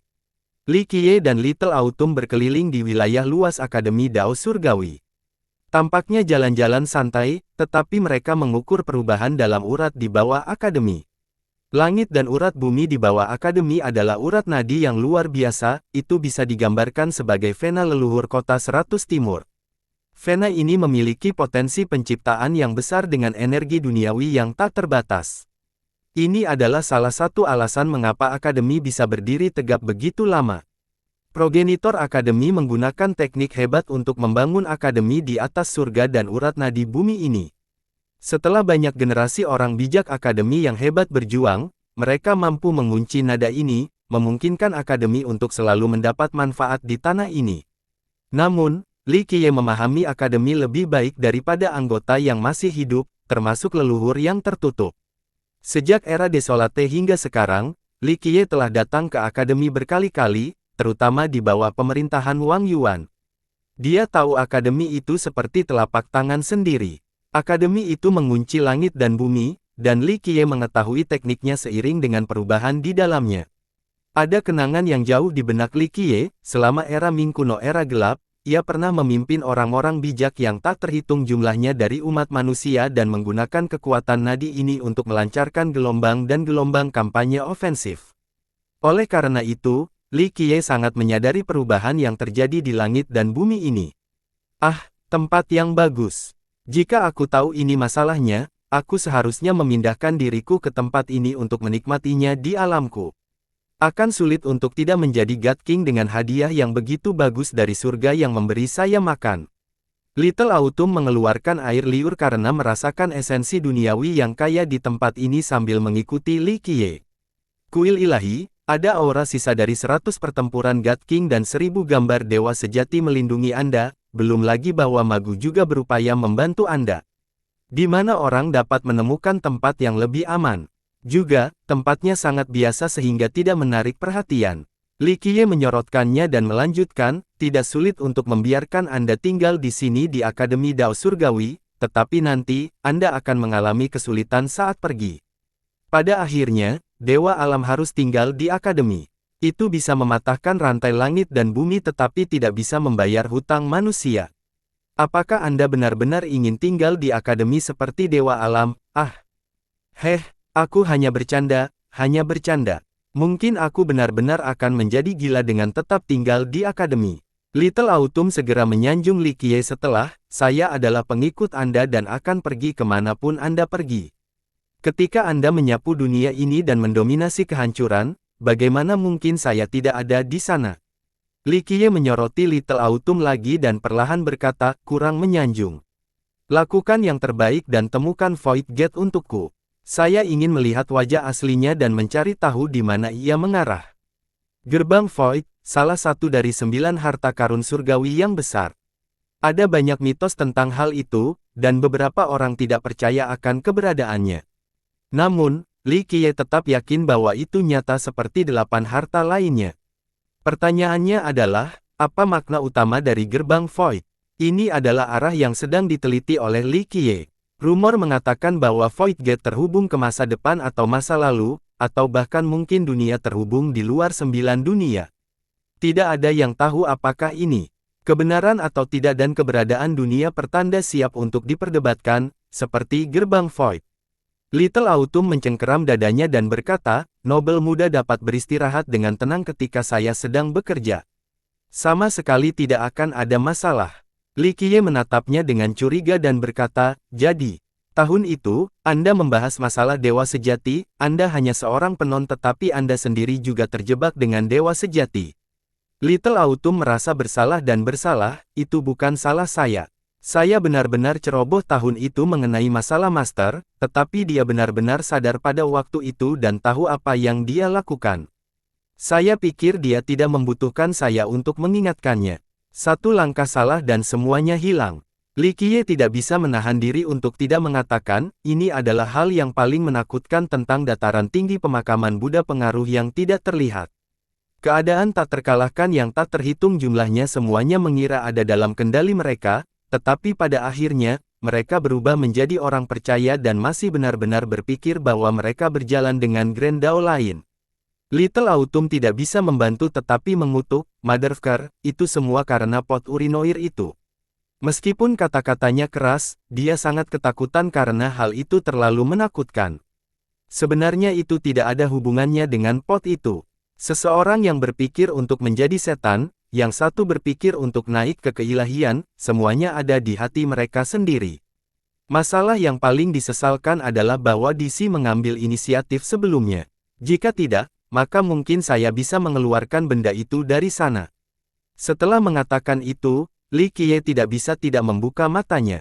Dunia tidak tahu bahwa dataran tinggi pemakaman Buddha memiliki benda menakjubkan yang didambakan bahkan oleh Kaisar Abadi. Sayangnya, tidak ada yang bisa diambil. Li Qiye telah mencoba beberapa kali di masa lalu tanpa hasil. Little Autumn mengangguk setuju, pot pecah itu memang luar biasa, bahkan Kaisar Abadi tidak bisa melakukan apapun. Legenda mengatakan bahwa DC sudah memimpin sejak awal waktu. Li Qiye kemudian menjawab dengan ekspresi serius, kami akan meninggalkan masalah dataran tinggi pemakaman Buddha ke samping, kami pertama harus mengumumkan dengan Void Gate. Selama kita memiliki Void Gate, begitu gerbang Buddha dibuka, aku akan memiliki Space Scripture. Dengan Void Gate dan Space Scripture, diluncurkan dengan pot itu hanya masalah waktu saja. Kalau begitu, aku akan menyerang Grotto Iblis Abadi lagi. Yang Nobel dapat yakin, saya akan melakukan yang terbaik untuk membantu kamu mendapatkan Void Gate. Little Autumn dengan penuh semangat menyatakan, gerbang Void dan kitab ruang angkasa melampaui surga. Seseorang tidak akan takut pada Kaisar Abadi dengan bantuan mereka. Li Qiye telah mencapai denyut nadi akademi, dan dia akhirnya menemukan pintu masuk setelah 10 hari. Dia kemudian memerintahkan, Anda bisa menyelam. Jangan terburu-buru, gunakan kekuatan spasial Anda untuk menyelam dan menghindari formasi besar akademi sambil merasakan untuk melihat apakah ada petunjuk tentang portal. Hati-hati dengan Dewa Alam. Menyelam sambil mengikuti instruksi saya dan Anda akan dapat menghindari Dewa Realem jika Anda tidak melakukan kesalahan. Pada saat ini, itu tidak stabil sehingga tidak punya waktu untuk khawatir tentang banyak hal. Jangan khawatir, aku akan menjadi orang pertama yang menemukan portal dan menggunakan Vena untuk mencari asal gerbang Void. Selama Void Gate benar-benar ada di dalam portal, saya pasti akan bisa berlokasi. Setelah menerima instruksi Li Qiye, Little Autumn tiba-tiba menghilang ke wilayahnya dan menghilang. Setelah berangkat dengan soal ini, Li Qiye kembali ke Aula Era Grand tetapi bertemu dengan orang yang tak terduga. Saya tidak pernah berpikir saya akan bertemu saudara Li di sini. Itu adalah Bing Yuxia, keturunan dari Istana Bulu Es. Ada dua wanita cantik yang menemaninya di kedua sisi, keduanya bela top dengan pesona kerajaan yang jatuh. Li Qiye tetap diam ketika dia melihat Bing Yuxia masih menyamar sebagai seorang pria. Gadis ini tidak akan mengubah gayanya bahkan jika dia akan berdetak sampai mati. Dia meliriknya dan berkata, gadis kecil, jangan selalu menganggap dirimu seorang pria, jangan sampai kau berubah menjadi seorang waria suatu hari. Kakak Li sangat lucu. Bing Yuxia tersenyum menjawab, aula mana yang kamu tinggali? Apakah saya tetap bisa mengunjungi saya? Keindahan di sebelah Bing Yuxia sangat mengejutkan. Meskipun Bing Yuxia berpakaian silang dan tidak peduli dengan dunia, dia adalah orang yang sombong. Tidak terlalu banyak orang yang menjamin kesopanan darinya, apa latar belakang iblis kecil ini. Li Qiye segera menolak, tidak perlu. Dia kemudian dengan tenang berkata, kamu bisa terus menggoda gadis-gadis, jangan ganggu aku. Saudara Li salah tentang ini. Bing Yuxia mengungkapkan senyuman yang indah, orang harus berbagi hal-hal baik dengan teman-teman mereka. Jika Anda sedang sibuk sekarang, maka berdiskusi untuk datang ke aula era idol lain kali. Saya akan memperkenalkan beberapa keindahan tertinggi kepada Anda, dan Anda pasti akan menyukai seseorang. Li Qiye kehabisan kata-kata karena tomboy ini. Dia pintar namun dia ingin meniru Kaisar Abadi Bing Yu.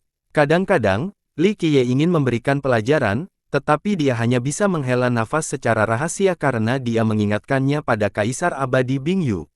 Bing Yuxia tertawa lalu berkata, sepertinya kamu tertarik. Ingatlah untuk datang, saya harus memperlakukan Anda dan memperkenalkan beberapa putri dan orang suci kepada Anda. Meskipun ia berpakaian seperti pria, kecantikannya tetap tidak ada bandingannya. Li Qiye tidak tahu apakah harus tertawa atau menangis. Gadis ini benar-benar menarik dan sangat berbeda dari keturunan kekuatan besar lainnya. Setelah dia pergi, orang lain muncul entah dari mana dan dengan senyum ceria, nobel muda juga datang ke Akademi Surgawi Dao. Ini sungguh mengejutkan. Ini adalah pemuda berotot dengan sosok besar seorang siswa akademi dengan wajah yang tidak dikenalnya.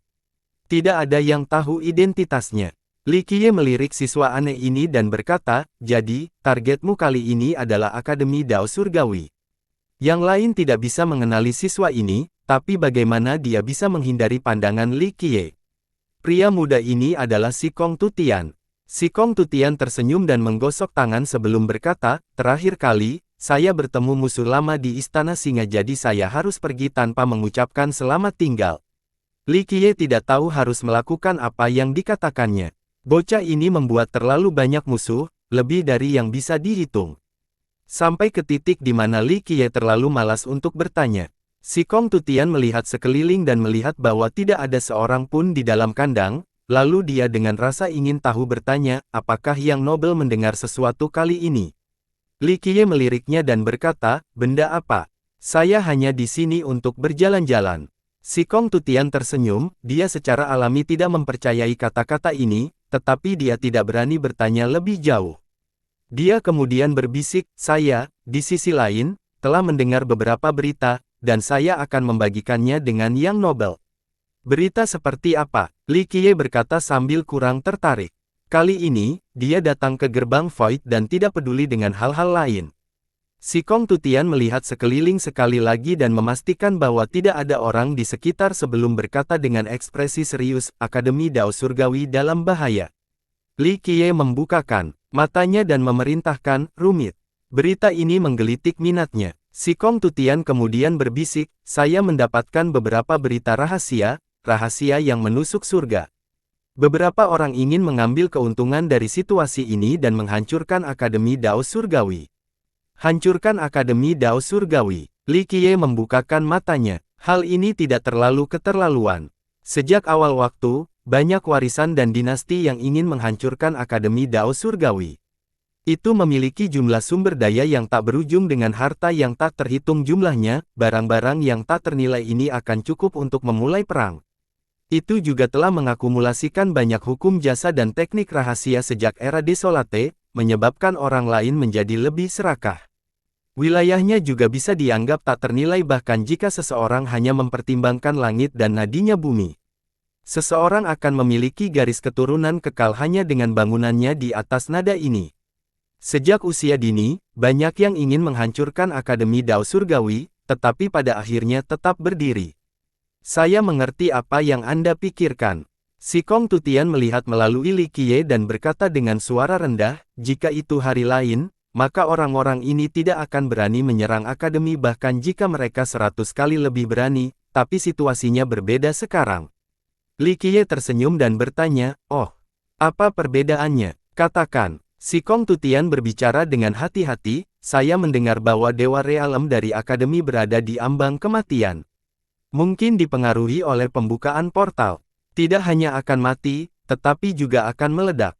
Rumor mengatakan bahwa ada sesuatu yang salah dengan Dewa Alam, dan itu mungkin menjadi gila dan menghancurkan bagian bumi ini." Li Qiye tersenyum ceria dan menambahkan, "Jadi ini alasan beberapa orang ingin ikan di perairan yang bermasalah." Si Kong Tutian menjawab, "Ya. Pada saat itu, Akademi akan mengalami kesulitan dalam menstabilkan kekacauan, dan itu akan menjadi kesempatan terbaik untuk menghancurkan rumah-rumah yang terbakar." Li Qiye meliriknya dan berkata, "Apakah kamu berbicara tentang dirimu sendiri, atau orang lain?" Si Kong Tutian tersenyum dan menjawab, "Bagaimana aku bisa begitu berani? Ditambah lagi, mengambil keuntungan dari situasi ini adalah sesuatu yang hanya dilakukan oleh pencuri kecil. Saya mendengar pesan rahasia, yang menyatakan bahwa seseorang ingin menguasai seluruh akademi. Merebut seluruh akademi, ini bukan masalah yang mudah." Li Qiye tahu akademi kekuatan, bahkan kerajaan kuno tidak perlu memiliki fondasi yang sama dengan akademi. Si Kong Tutian lalu berbisik, "Itu benar. Begitu banyak orang membentuk persembunyian secara rahasia dan mereka ingin mengambil beberapa harta karun kehidupan Kaisar Abadi. Apalagi harta karun sejati Kaisar Abadi dikumpulkan." Li Qiye membukakan matanya dan berkata, "Reputasi mereka pasti luar biasa. Beberapa garis keturunan dapat mengikis beberapa harta karun kehidupan Kaisar Abadi, tetapi tidak banyak dari mereka. Mengumpulkan True Treasures akan lebih sulit. Karakter yang luar biasa keluar. Saya mendengar bahwa itu mungkin master legendaris yang menjanjikan warisan besar lainnya. Beberapa celana dalam yang mungkin tertutup untuk dikeluarkan. Ini tidak hanya melibatkan ratusan kota timur, tetapi juga Grand Middle Territory, West Desolate Wasteland, Ertandu Selatan, dan Laut Grand Utara." Si Kong Tutian berkata dengan suara rendah. Li Qiye mengusap dagunya sambil berpikir. Karakter legendaris tunggal tidak akan bisa menelan akademi, bahkan garis keturunan Kaisar Immortal tidak akan bisa melakukannya. Beberapa karakter legendaris yang hebat pasti telah bergabung untuk mengingatkan akademi. Li Qiye tersenyum dan berkata, "Para ahli dalam legenda. Era Dao sulit tidak menghasilkan ahli legendaris. Keberadaan ini adalah orang-orang tua yang menguburkan diri mereka sendiri." Si Kong Tutian diam-diam bertanya, "Bagaimana cara menanam?" Li Qiye menatapnya dan berkata, "Kamu seharusnya tidak berpartisipasi dalam hal ini, jika tidak, pada saat itu, Anda tidak akan bisa makan daging kambing dan sebaliknya hanya akan menikmati aroma yang menggiurkan. Anda akan mengikuti saya ketika portal dibuka kali ini, Anda mungkin ada gunanya."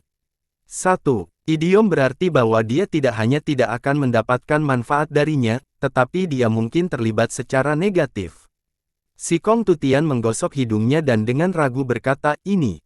Li Qiye tersenyum dan tidak mengatakan apa-apa lagi sebelum berbalik untuk pergi. Di belakangnya, si Kong Tutian menggertakkan giginya dan menginjak kakinya sebelum memanggil Li Qiye, "Jika Yang Nobel membutuhkanku, maka ucapkan saja. Saya tidak akan menolak." Li Qiye kemudian berbalik dan menatap si Kong Tutian sedikit, lalu dia tersenyum dan berkata, "Apakah Anda masih memiliki bahan obat anak nakal Ci?" Permintaan tiba-tiba Li Qiye membuat si Kong Tutian kaget. Dia tertawa bersalah dan menjawab, "Hehe. Yang Nobel, bocah itu tidak punya waktu untuk membujukku. Baru-baru ini, ia menjadi sangat panas dengan gadis kecil dari klan Bao Yun. Mereka seperti lem yang tidak dapat dipisahkan, jadi saya tidak ingin mengganggu mereka. Kembalikan mereka." Li Qiye menuntut, "Lakukan ini dulu, saya tidak akan kembali pada diri saya untuk kedua kalinya, kurang dari P." Si Kong Tutian menarik napas dalam-dalam dan mengangguk untuk berkata, "Karena bangsawan muda berkata begitu, aku pasti akan menyerahkannya secara langsung kepadanya." Li Qiye tidak berkata apa-apa lagi dan berbalik. Si Kong Tutian dengan cepat menemukan, "Beritahu saya jika Anda membutuhkan saya tinggal di Aula Era Idol." Li Qiye tidak terkejut tentang si Kong Tutian yang tinggal di Aula Era Idol. Itu adalah tempat yang kompleks dan kacau dengan semua jenis orang, bocah ini bersembunyi di sana seperti ikan di dalam air. Ketika Li Qiye kembali ke Aula Era Grand, halamannya kosong dan pemandangan indah yang dipenuhi gadis-gadis cantik tidak lagi ada di sana seperti di pagi hari. Qi Xiaodi melayani Li Qiye dengan mandi. Saat ini, dia menganggap dirinya sebagai pelayan Li Qiye, tetapi dia tidak pernah menjelaskan posisinya. Setelah mandi selesai, Qi Xiaodi bertanya, apakah tidak apa-apa jika aku berkumpul dengan saudara perempuanku besok? Kumpul-kumpul, Li Qiye bertanya dengan lembut. Qi Xiaodi dengan cepat menjawab, akan ada beberapa siswa era Grand dan beberapa siswa era Zenith. Mereka adalah bagian dari generasi muda yang berasal dari negara Roar Singa atau dari negara-negara tetangga. Beberapa juga dari keluarga kerajaan. Li Qiye menganggukkan kepalanya dan mengerti, jadi kamu membuat koneksi. Ini adalah perbedaan antara Qi Xiaodi dan Li Xuangyan. Jika Li Xuangyan dingin dan sombong seperti aprikot salju, maka Qi Xiaodi adalah wanita cantik di dunia manusia. Asal-usul Qi Xiaodi tidak sehebat Li Xuangyan. Dengan kata lain, dia jauh lebih dekat dengan sekte kecil sementara Li Xuangyan berada di atas dan tidak peduli dengan entitas yang lebih kecil. Qi Xiaodi juga perlu berinteraksi dengan generasi muda negara-negara tetangga untuk menstabilkan status negaranya dan mendapatkan lebih banyak teman. Li Qiye tersenyum dan berkata, aku juga akan pergi bersamamu ah. Baiklah, Qi Xiaodi tidak bisa membantu tetapi menjadi terkejut. Dia tidak berharap Li Qiye mau ikut bersamanya. Dia memandang dan dengan leluasa berkata, banyak keindahan seperti ada awan dengan suara yang menyenangkan seperti lubang-lubang. Hanya seperti Little Autumn katakan, akan sia-sia untuk tidak memperhatikan kaki yang putih dan cantik. Dikelilingi oleh wanita-wanita cantik akan membawa kesenangan luar biasa, jadi bagaimana saya bisa melewatkan kesempatan seperti ini? Kata-kata ini sangat mesum dan cabul. Jika orang lain mengatakan kata-kata seperti itu, maka mereka akan dipandang sebagai orang yang hidup rendah dan cabul. Namun, ketika Li Qiye mendengarkannya, ada suasana hangat dan kealamian seperti bunga murni dan bulan. Qi Xiaodi sedikit terkejut. Dia tidak berharap Li Qiye memiliki sisi seperti dirinya. Sejak dia mengikuti Li Qiye berkeliling, dia memberikan kesan misterius, seseorang dengan prestise sebesar gunung tinggi yang membuat orang lain terpana kagum. Si Kong Tutian dan Old Daoist Peng sama-sama takut pada Li Qiye. Meskipun dia jelas lebih muda darinya, dia tidak pernah melihatnya sebagai laki-laki. Li Qiye lebih seperti pendahulunya yang hikmat. Perubahan mendadaknya mengejutkannya, itu benar-benar berbeda dari imajinasinya. Yah, jangan kaget, keluar untuk bersantai adalah hal yang baik. Li Qiye tersenyum berkata, baru-baru ini, saya sangat ketat dengan Anda sehingga kita bisa sedikit rileks. Saya juga orang di musim semi masa muda saya, kan? Jadi bagaimana mungkin saya tidak berkontribusi pada kesenangan hidup ini? Li Qiye merenung sebentar. Baru-baru ini, dia cukup keras terhadap Qi Xiaodi. Setelah dia kembali ke kota 100 Timur, bersama dengan pertempuran yang syarat debu, begitu banyak dari masa lalu datang kembali, menyebabkan hati Li Qiye menjadi cukup berat karena mengingat hal-hal lama. Semakin dalam cinta, semakin dalam rasa sakit. Cinta di sini tiak merujuk pada Li Qiye yang mencintai Qi Xiaodi, melainkan leluhur klan Qi, 100 Battles God King jenderalnya yang setia. Setelah bertemu dengan keturunannya, Li Qiye awalnya tidak berencana untuk melatih Qi Xiaodi, tetapi ia berubah pikiran karena kesetiaan sang jenderal. Dia juga sangat ketat terhadap Qi Xiaodi. Qi Xiaodi tersenyum dan berkata, oke, aku akan mengatur segalanya untuk besok dan memperkenalkan Yang Nobel kepada saudara perempuanku. Tiba-tiba, dia tampak jauh lebih dekat dengan Li Qiye. Kata-kata, Yang Nobel keluar lebih alami. Sebelumnya, karena ketegarannya seperti seorang master, dia lupa bahwa Li Qiye juga pada usia muda. Kata-kata Li Qiye saat ini menyebabkan dia sekarang merasakan udara muda itu. Jadilah dirimu sendiri. Li Qiye tersenyum, saya tidak akan mengungkapkan kebenaran yang lebih mendalam hari ini, jadi santai saja pikiran Anda dan dengan tenang menghadapi Grand Dao yang kesepian. Saya hanya akan membimbing Anda di masa sekarang, memikirkan masa depan Anda harus mengandalkan diri sendiri. Lagi pula, aku bukan tuanmu. Qi Xiaodi menarik napas dalam-dalam dan kemudian menatap Li Qiye yang jauh lebih muda saat dia berkata dengan senyum santai, aku mengerti. Li Qiye tersenyum dan menganggukkan kepalanya tanpa berkata apa-apa lagi. Pada hari berikutnya, Qi Xiaodi dan saudara-saudaranya bertemu di sebuah restoran tidak jauh dari Grand Era Hall dan memesan seluruh lantai. Meskipun Akademi Dao Surgawi disebut akademi, itu lebih seperti negara dengan wilayah yang luas dan berisi banyak kota. Kota khusus ini sangat besar dan ramai. Ada beberapa lusin keindahan yang merencanakan pesta ini untuk Qi Xiaodi. Sebagian besar dari mereka berasal dari negara burung singa atau negara-negara terdekat.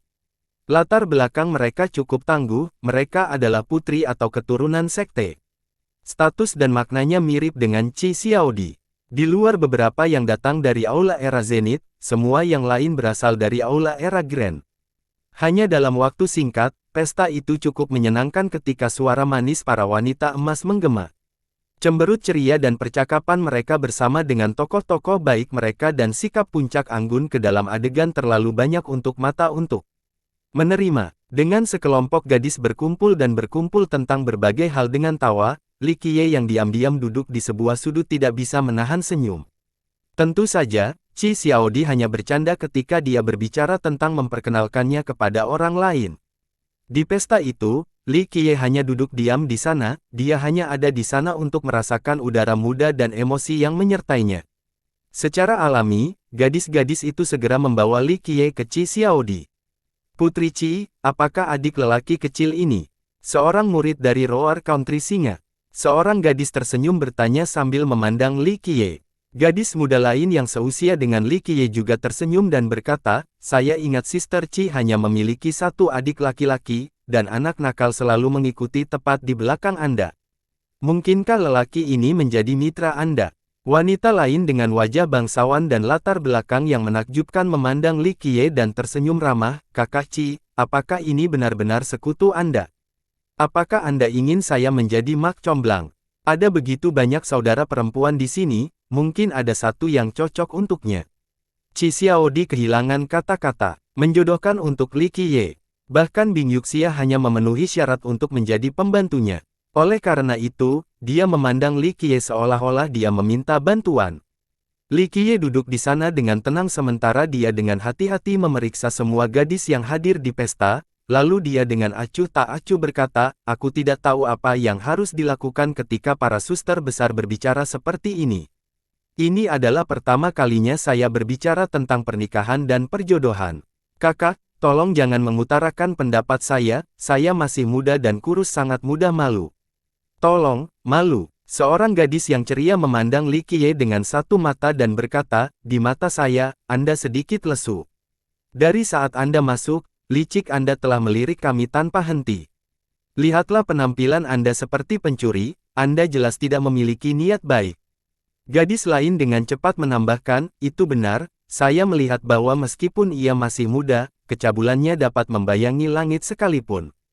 Li Qiye adalah satu-satunya pria di pesta itu dan dia lebih muda dari mereka, jadi sekelompok gadis berkumpul untuk menggodanya dengan berani. Menghadapi lusinan wanita, Li Qiye tidak panik. Dia dengan tenang berbicara, kata-kata ini benar-benar membuat ketidakadilan saudara laki-laki ini.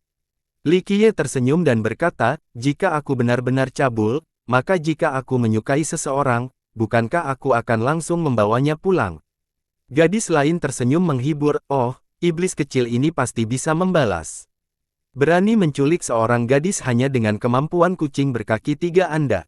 Hati-hati atau dia akan menamparkan dan meninju wajah Anda yang bengkak. Seekor kucing berkaki tiga pastinya tidak bisa setampil itu. Seorang gadis yang tampak sama cantiknya dengan Qi Xiaodi tertawa dan berkata dengan beberapa karisma, Xiaodi dan aku adalah saudara dekat, dan adik Xiaodi juga adik laki-laki saya. Beritahu Big Sister, gadis mana yang kamu suka, aku akan ikut dan pergi ke rumahnya untuk mengatur pernikahan. Gadis lain menunjuk gadis termuda di tempat ini yang usianya paling dekat dengan Li Qiye dan tersenyum menggoda, saya pikir Little Yan adalah pasangan yang baik. Gadis lain ini tiba-tiba tersipu dan mengeluh dengan marah, jika Sister Lin mengolok-olok saya lagi, saya akan mengabaikan Anda. Gadis-gadis ini tidak tahu tipe orang yang mereka goda. Apakah Anda tidak berani berpikir bahwa dia terlihat tidak berbahaya? Begitu dia menjadi marah, semua orang akan menjadi takut. Meskipun banyak gadis yang menggodanya, Li Qiye tetap tenang dan berkata, Ais, saya orang yang tepat, tetapi dengan para suster mengolok-olok. Saya seperti ini, saya tidak bisa menanganinya. Orang yang tepat. Maka ketika Anda tidak layak, Anda tidak akan lagi menjadi manusia. Seorang gadis tertawa dan berbicara. Li Qiye kemudian dengan sangat polos menjawab, kata-kata ini tidak benar. Bagaimana kalau aku bukan orang, bajingan rendahan itu? Sayangnya, kepribadian saya yang baik tidak termasuk sifat yang tidak pantas. 2. Perikop ini bergantung pada kata orang-orang, laki-laki, dan awalan yang menggambarkan laki-laki itu.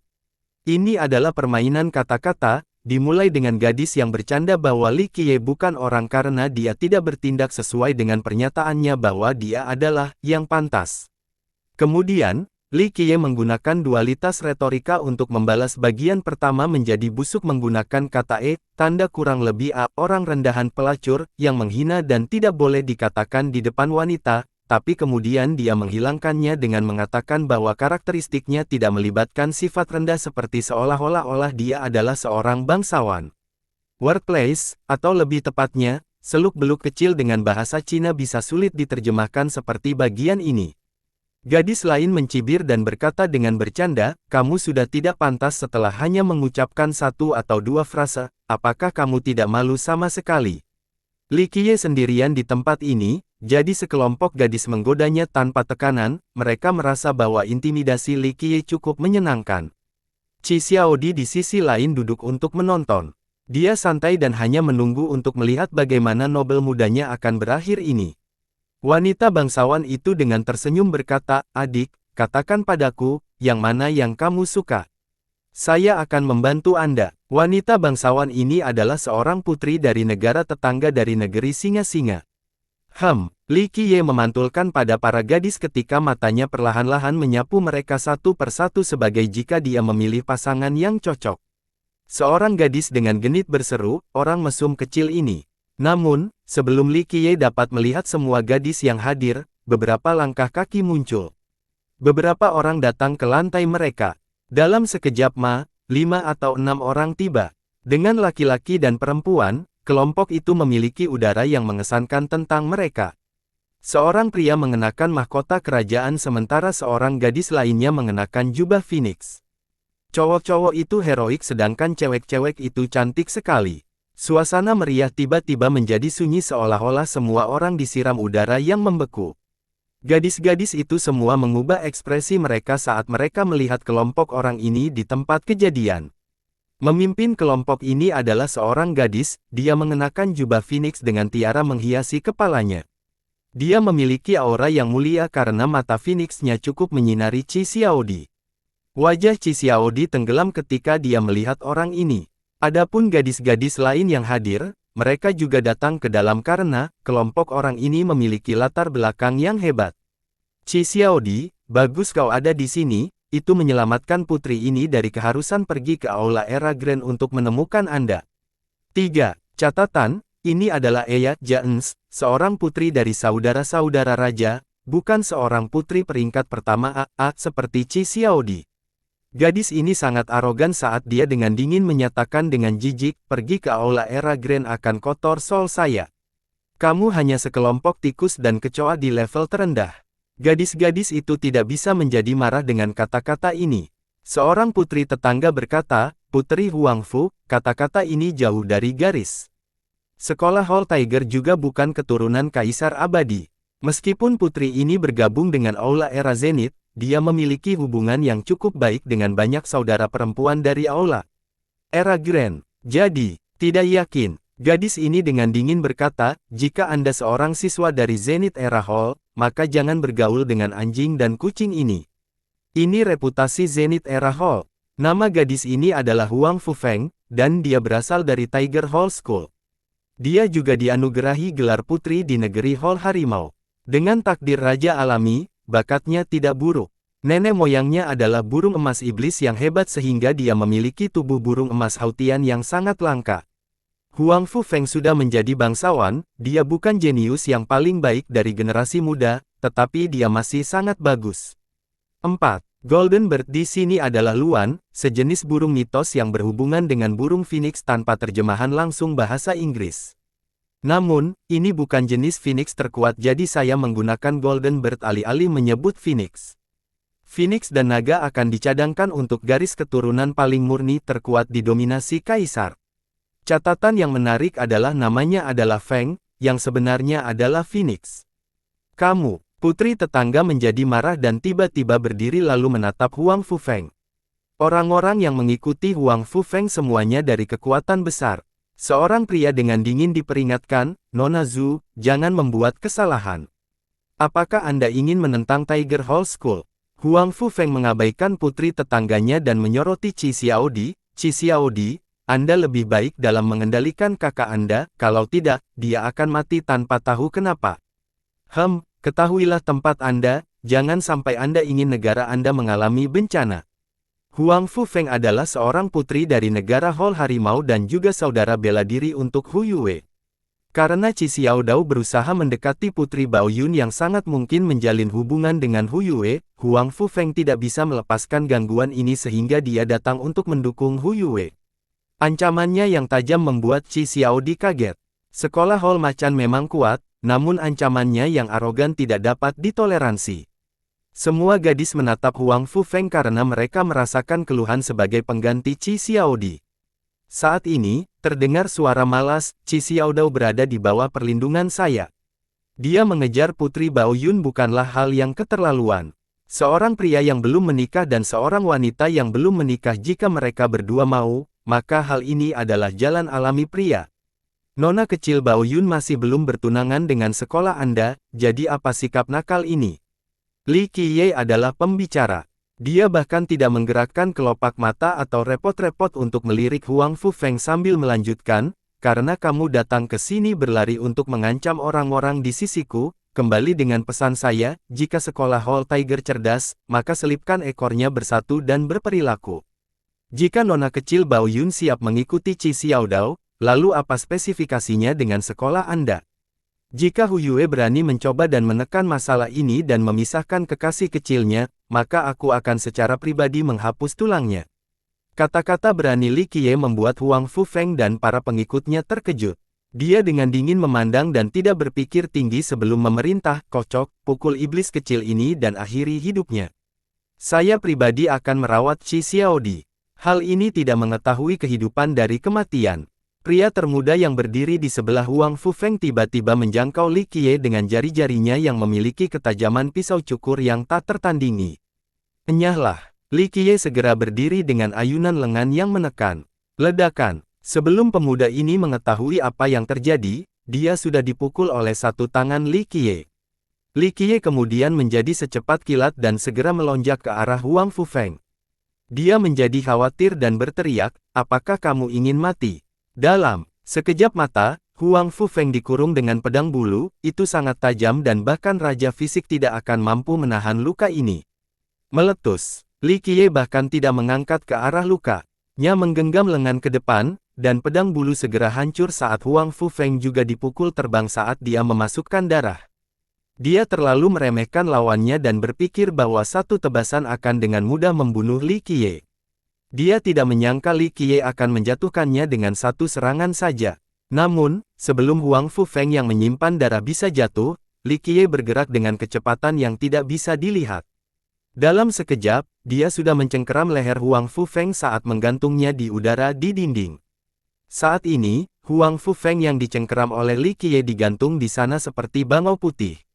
Lehernya yang halus dan tanpa cacat yang tergenggam erat di tangan Li Qiye menyebabkan dia tidak lagi bisa menggantungkan kepala bangga dan mulianya. Kamu berani, pria dan wanita yang datang dengan Huang Fufeng menjadi takut dan berteriak. Namun, mereka takut melanggar fas sambil mengejar tikus, sehingga mereka tidak berani mendekati Li Qiye karena dia memegang leher Huang Fufeng. Li Qiye bahkan tidak akan melihat mereka, dia menatap lurus ke arah Huang Fufeng dan dengan tenang berkata, kamu hanya seorang bangsawan namun kamu masih berani bertindak arogan di hadapanku. Tanganku lebih banyak mengandung darah bangsawan dari jumlah air yang kamu minum. Aku putri Tiger Hall. Jika Anda berani membunuh saya, maka sekolah Hall Tiger tidak akan pernah melepaskan Anda. Mata acuh tak acuh Li Qiye membuatnya takut. Seolah-olah dia akan membunuh menghancurkan semut masalah sepele dan tidak penting. Pada saat ini, sebuah suara yang renyah dan merdu muncul, sejak kapan sekolah Hall Tiger bertanggung jawab kota 100 Timur? Seseorang yang berdiri di tangga dengan penampilan yang tak tertandingi dan elegan dalam pakaian pria. Nyonya Bing, kelompok yang datang bersama Huang Fufeng kaget dan mereka semua mundur terpilih. Wanita yang muncul entah dari mana adalah Bing Yuxia. Dia iseng berdiri di sana dan menutup kipas kertasnya sebelum melangkah lebih dekat ke arah Huang Fufeng. Sekolah Hall Macan dapat menakuti anak-anak kecil, tetapi jika Anda ingin menakut-nakuti saudara Li, Anda harus setidaknya membawa sekte abadi yang membubung. Kelompok saudara perempuan Qi Xiaodi mengamati saat mereka menatap Bing Yuxia. Dia adalah keturunan dari silsilah Immortal Emperor, karakter tinggi di atas di mata sekte yang lebih kecil. Li Qiye dengan bebas menjawabnya, sekte Immortal melonjak juga tidak ada yang istimewa. Li Qiye lalu dengan lesu melempar Huang Fufeng ke bawah seperti sekanong sampah dan tidak repot-repot memandangnya, skram. Hari ini, suasana hati saya baik jadi saya tidak ingin membunuh. Jika kamu berani muncul di hadapanku lagi, meskipun aku tidak suka membunuh wanita, aku akan secara pribadi membunuhmu. Huang Fufeng benar-benar pucat saat dia berjuang untuk mencakar ke arah kelompoknya, untuk melarikan diri. Dia terlalu takut untuk tinggal sedetik lebih lama lagi. Kelompok gadis itu sangat intimidasi. Sebelumnya, mereka menggoda Li Qiye dan merasa bahwa dia adalah iblis kecil yang tidak berbahaya dan muda. Tapi tiba-tiba, bocah lelaki yang tidak berbahaya ini berubah menjadi ahli yang sangat kuat. Seorang Royal Noble seperti seekor ayam kecil di tangan Li Qiye, dan kenyataan ini menyebabkan mereka kehilangan akal ketika mereka melihatnya dengan kehamilan. Dia kemudian memasukkan para gadis dan menenangkannya sebelum berkata dengan putus asa, waktu kita yang baik telah dirusak oleh orang-orang vulgar yang tak terlukiskan ini. Gadis-gadis itu mendapatkan kembali akalnya, mereka memandang Li Qiye lalu saling melirik tanpa berkata apa-apa. Oh, kamu tidak ingin aku memperkenalkan kamu kepada siapapun. Jadi itu karena saudara Li memiliki minat untuk membangun harem sendiri. Bing Yuxia memandang semua gadis yang duduk lalu berkata sambil tersenyum dengan tampang seorang tuan muda yang suka main-main, saudara Li, seperti yang dikatakan orang meskipun anggur yang baik itu hebat, orang tidak boleh minum berlebihan. Anda sendirian yang mengurus begitu banyak gadis, bisakah Anda benar-benar menanganinya? Li Qiye tiba-tiba menamparkan Bahenol Yuxia yang hebat. Serangan mendadak mengejutkannya. Dia melompat dan menarik diri dengan cepat untuk membentuk jarak, apa yang kamu lakukan. Sementara itu, semua gadis di sini kembali. Ini adalah keturunan dari Istana Bulu Es. Pada saat ini, dia adalah salah satu jenius muda terkuat di kota 100 Timur, namun Li Qiye berani menyerang gurunya di belakang, dia berani memberikannya dengan mengecewakan. Ini luar biasa. Li Qiye dengan santai meliriknya dan dengan tidak tergesa-gesa berkata, gadis yang tidak pantas seperti anak laki-laki sepanjang hari. Awas atau aku akan melepas pakaianmu suatu hari. Kamu berani. Bing Yuxia melengkungkan dadanya dengan kedua tangan di pinggangnya, menghasilkan sikap mengintimidasi saat dia menatap lurus ke arah Li Qiye.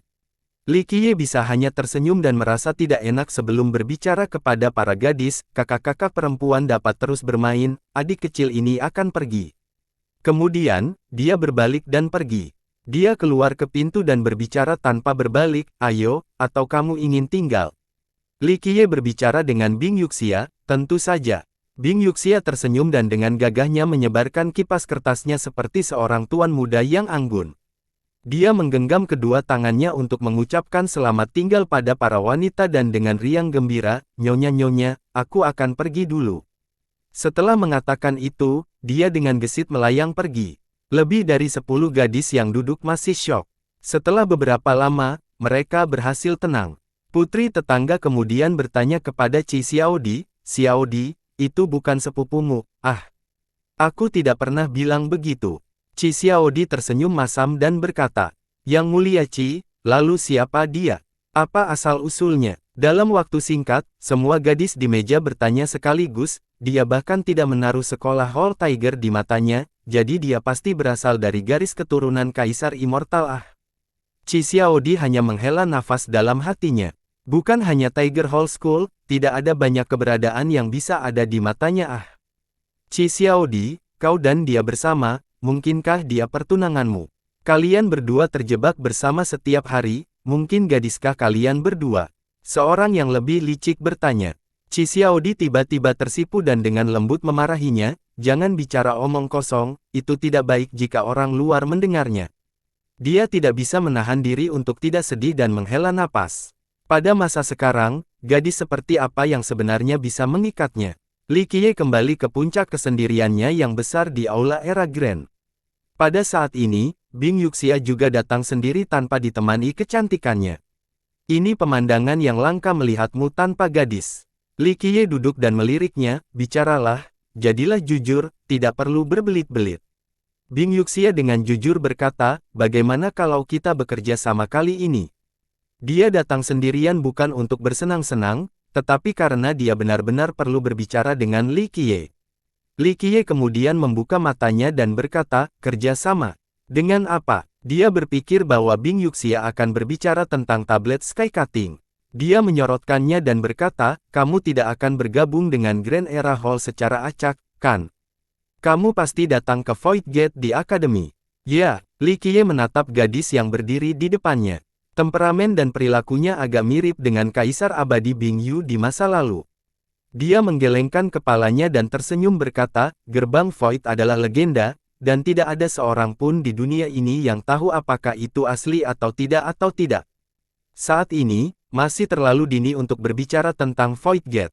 Jika itu hanya legenda, lalu mengapa Anda di sini? Bing Yuxia bukan tipe yang semuanya berbicara.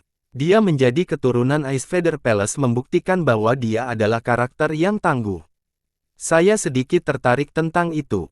Li Qiye tersenyum dan berkata, ada begitu banyak orang di akademi, tetapi mengapa Anda terus datang untuk menemukan saya berulang kali?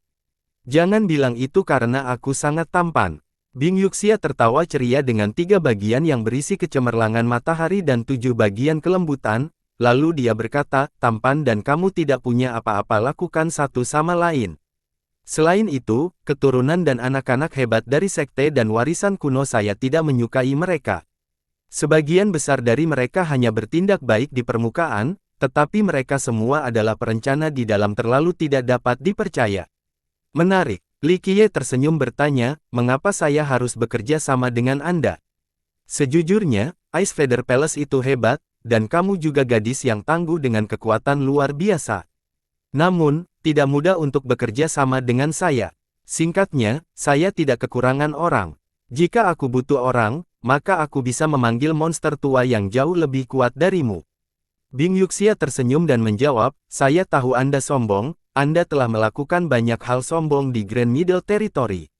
Dia memerintahkan orang untuk belajar tentang Li Qiye di Grand Middle Territory dan menghabiskan banyak uang untuk masalah ini. Dia dengan ceria tersenyum dan berkata, namun, ada item yang tidak bisa diberikan kepada orang lain. Harta penentu istana es bulu saya. Jika Anda benar-benar ingin memasuki Void Gate, maka mungkin item ini akan sangat membantu. Sepertinya pria dan wanita tua di Ice Feather Palace benar-benar menghargai Anda, mereka bahkan mengizinkan Anda membawa barang ini. Li Qiye membuka matanya dan berkata, sedikit menarik. Baiklah, saya akan memberi sepotong, kamu dapat mengikuti saya. Setelah dia kemudian melihat dan bertanya, memasuki Void Gate, apa yang akan kamu pecahkan dengan saya? Kurang dari Li Qiye sedikit menjentikkan lengan bajunya dan memotongnya untuk berkata, gadis kecil, jangan mencoba bernegosiasi dengan saya. Yang benar adalah, mengenai apakah Void Gate itu asli atau tidak, saya lebih yakin darimu. Meskipun harta mendefinisikan Ice Feather Palace Anda mungkin luar biasa, barang yang bisa saya gunakan tidak lebih lemah.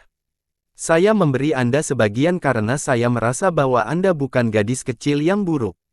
Kalau tidak, hanya dengan barang istanamu dan kamu masih ingin berbagi Void Gate denganku. Tidak mungkin, mengerti. Kata-kata Li Qiye cukup mendominasi. Istana Ice Feather adalah keturunan Kaisar Abadi sehingga orang sudah bisa membayangkan betapa mengerikannya harta karunnya. Bing Yuxia tidak marah. Dia menatap Li Qiye untuk waktu yang lama sebelum menganggukkan kepalanya dan berkata, bagus, ini kesepakatan. Saat Bing Yuxia berdiri, Li Qiye sekali lagi menamparnya ang manis. Setan kecil, apa yang kamu lakukan? Bing Yuxia segera melompat dan menatap Li Qiye dengan marah. Gadis kecil, jangan menyalin immortal Kaisar Bing Yu. Apa gunanya berpakaian seperti laki-laki? Aroma manisnya masih menempel di tangan Li Qiye saat dia berbicara. Bing Yuxia sangat marah ketika wajahnya berubah merah dan dadanya bergetar naik turun.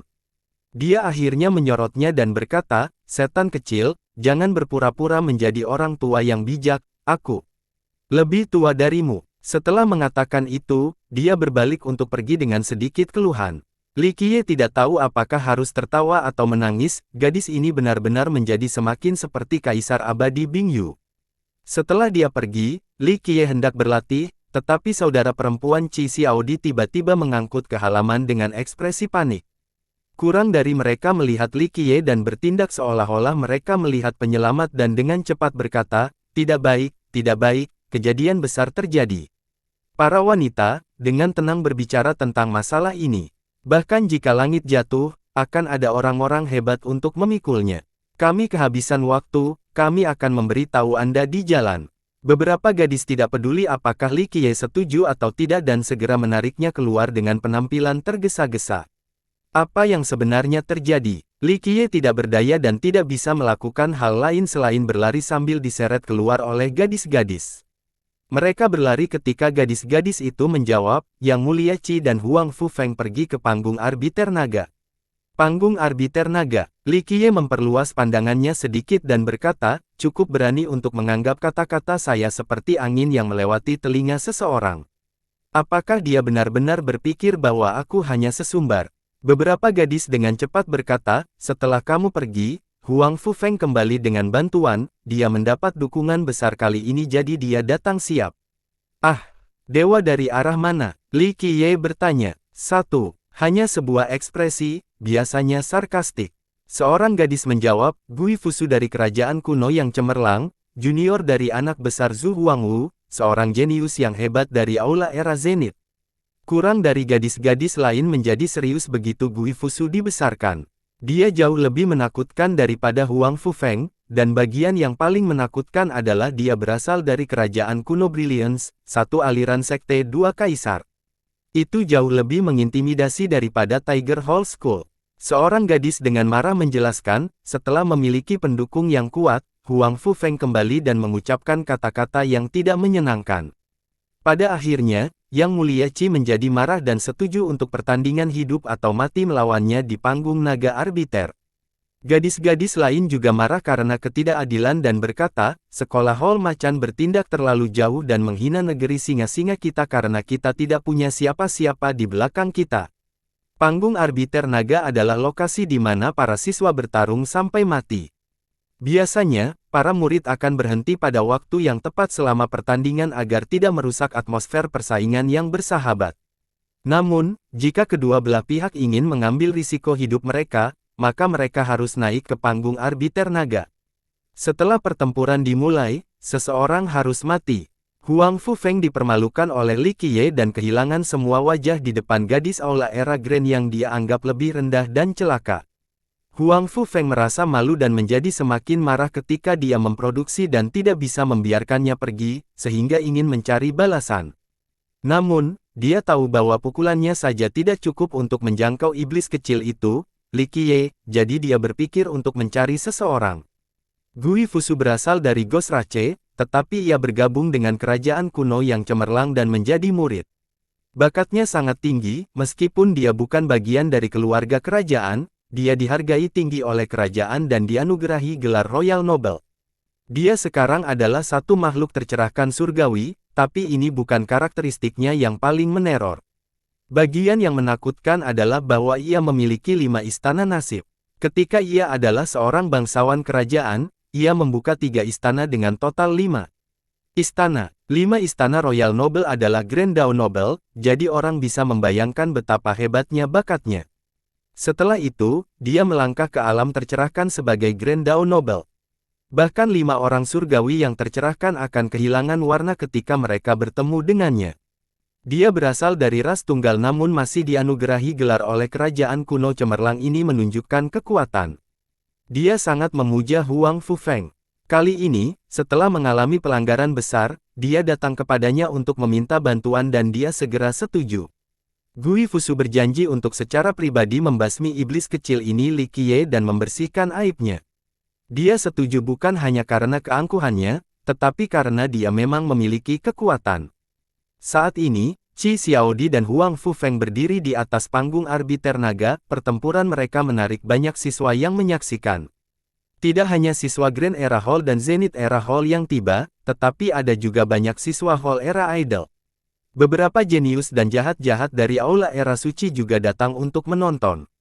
Meskipun Qi Xiaodi baru saja bergabung dengan Aula Era Grand, dia adalah seorang bangsawan kerajaan di tingkat kedua dari ranah takdir misterius, atau seorang raja Nobel dalam bahasa sehari-hari disebut oleh orang lain.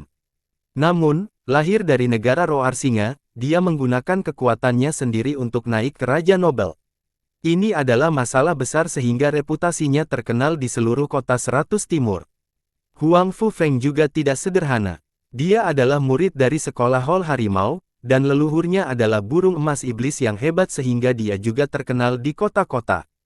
Hari ini, ketika kedua putri yang bangga akan surga ini memutuskan untuk bertarung sampai mati, entah dari mana, banyak siswa datang untuk menonton. Terutama Aula Era Grand, mereka semua datang untuk menghibur, murid-murid dari Roar Country Singa semua datang untuk mendukung Qi Xiaodi. Tentu saja, melihat Gui Fusu berdiri di dekat spanduk Huang Fufeng meninggalkan banyak dari mereka dengan dokumen tersebut. Orang yang kuat seperti Gui Fusu memberikan tekanan psikologis yang cukup meskipun dia hanya menonton. Kalian berdua adalah talenta dari kota 100 Timur, mengapa kebutuhan untuk bertarung sampai mati karena masalah kecil seperti itu? Seorang keturunan dari kekuatan besar dengan cepat mencoba menenangkan mereka. Seorang pangeran memperhatikan bahwa Gui Fusu mendukung Huang Fufeng, jadi dia mengerti bahwa masalah suram bagi Qi Xiaodi, jadi dia segera meyakinkannya, Nona Qi, mundur berpura-pura untuk mengamati langit yang luas dan lautan yang luas. Nona Qi harus memerintahkan kepala Anda dan meminta maaf kepada Huang Fufeng dan menerima kesalahan Anda, maka semua orang bisa membiarkan ini pergi. Huang Fufeng mencibir dan berkata, bungkukkan kepalanya. Semua dimaafkan setelah dia menerima kesalahannya. Dia kemudian menambahkan komentar pelacur, itu tidak akan mudah. Jika dia menunduk dan menundukkan kepalanya untuk mengakui kesalahannya, maka aku bisa membiarkan ini pergi. Kata-kata Huang Fufeng menyebabkan pangeran yang berusaha menengahi untuk mendesah dengan lembut. Sikapnya terlalu berlebihan, tetapi melihat Gui Fusu di belakangnya, pangeran ini tidak bisa mengatakan apa-apa lagi. Saat ini, jika ada generasi muda yang keluar untuk berbicara atas nama Qi Xiaodi, itu akan sangat setia dan heroik terhadap mereka. Pada akhirnya, tidak terlalu banyak orang yang bisa menguasai kerajaan kuno cemerlang karena ini adalah keputusan yang bodoh. Beberapa orang jenius dari Balai Era Suci hanya menyaksikan dari jauh. Bagi mereka, bakat dari Aula Era Zenith tidak layak untuk dipertimbangkan.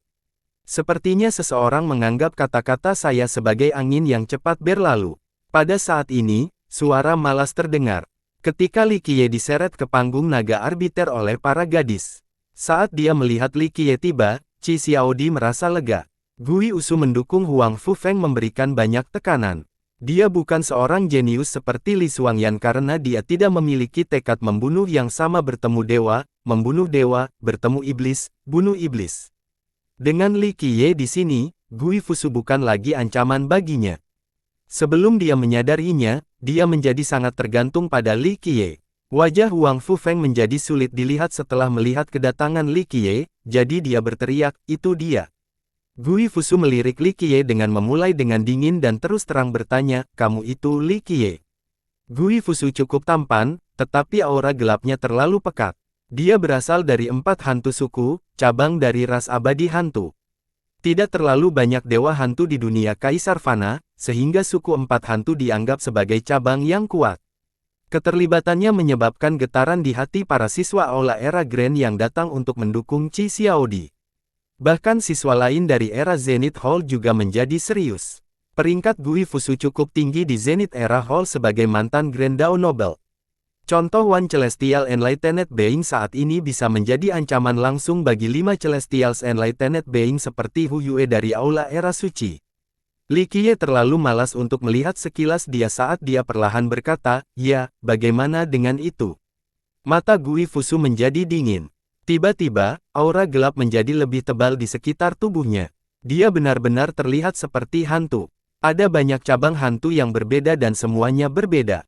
Beberapa suku tampak tetap seperti manusia, tetapi darah mereka berwarna ungu.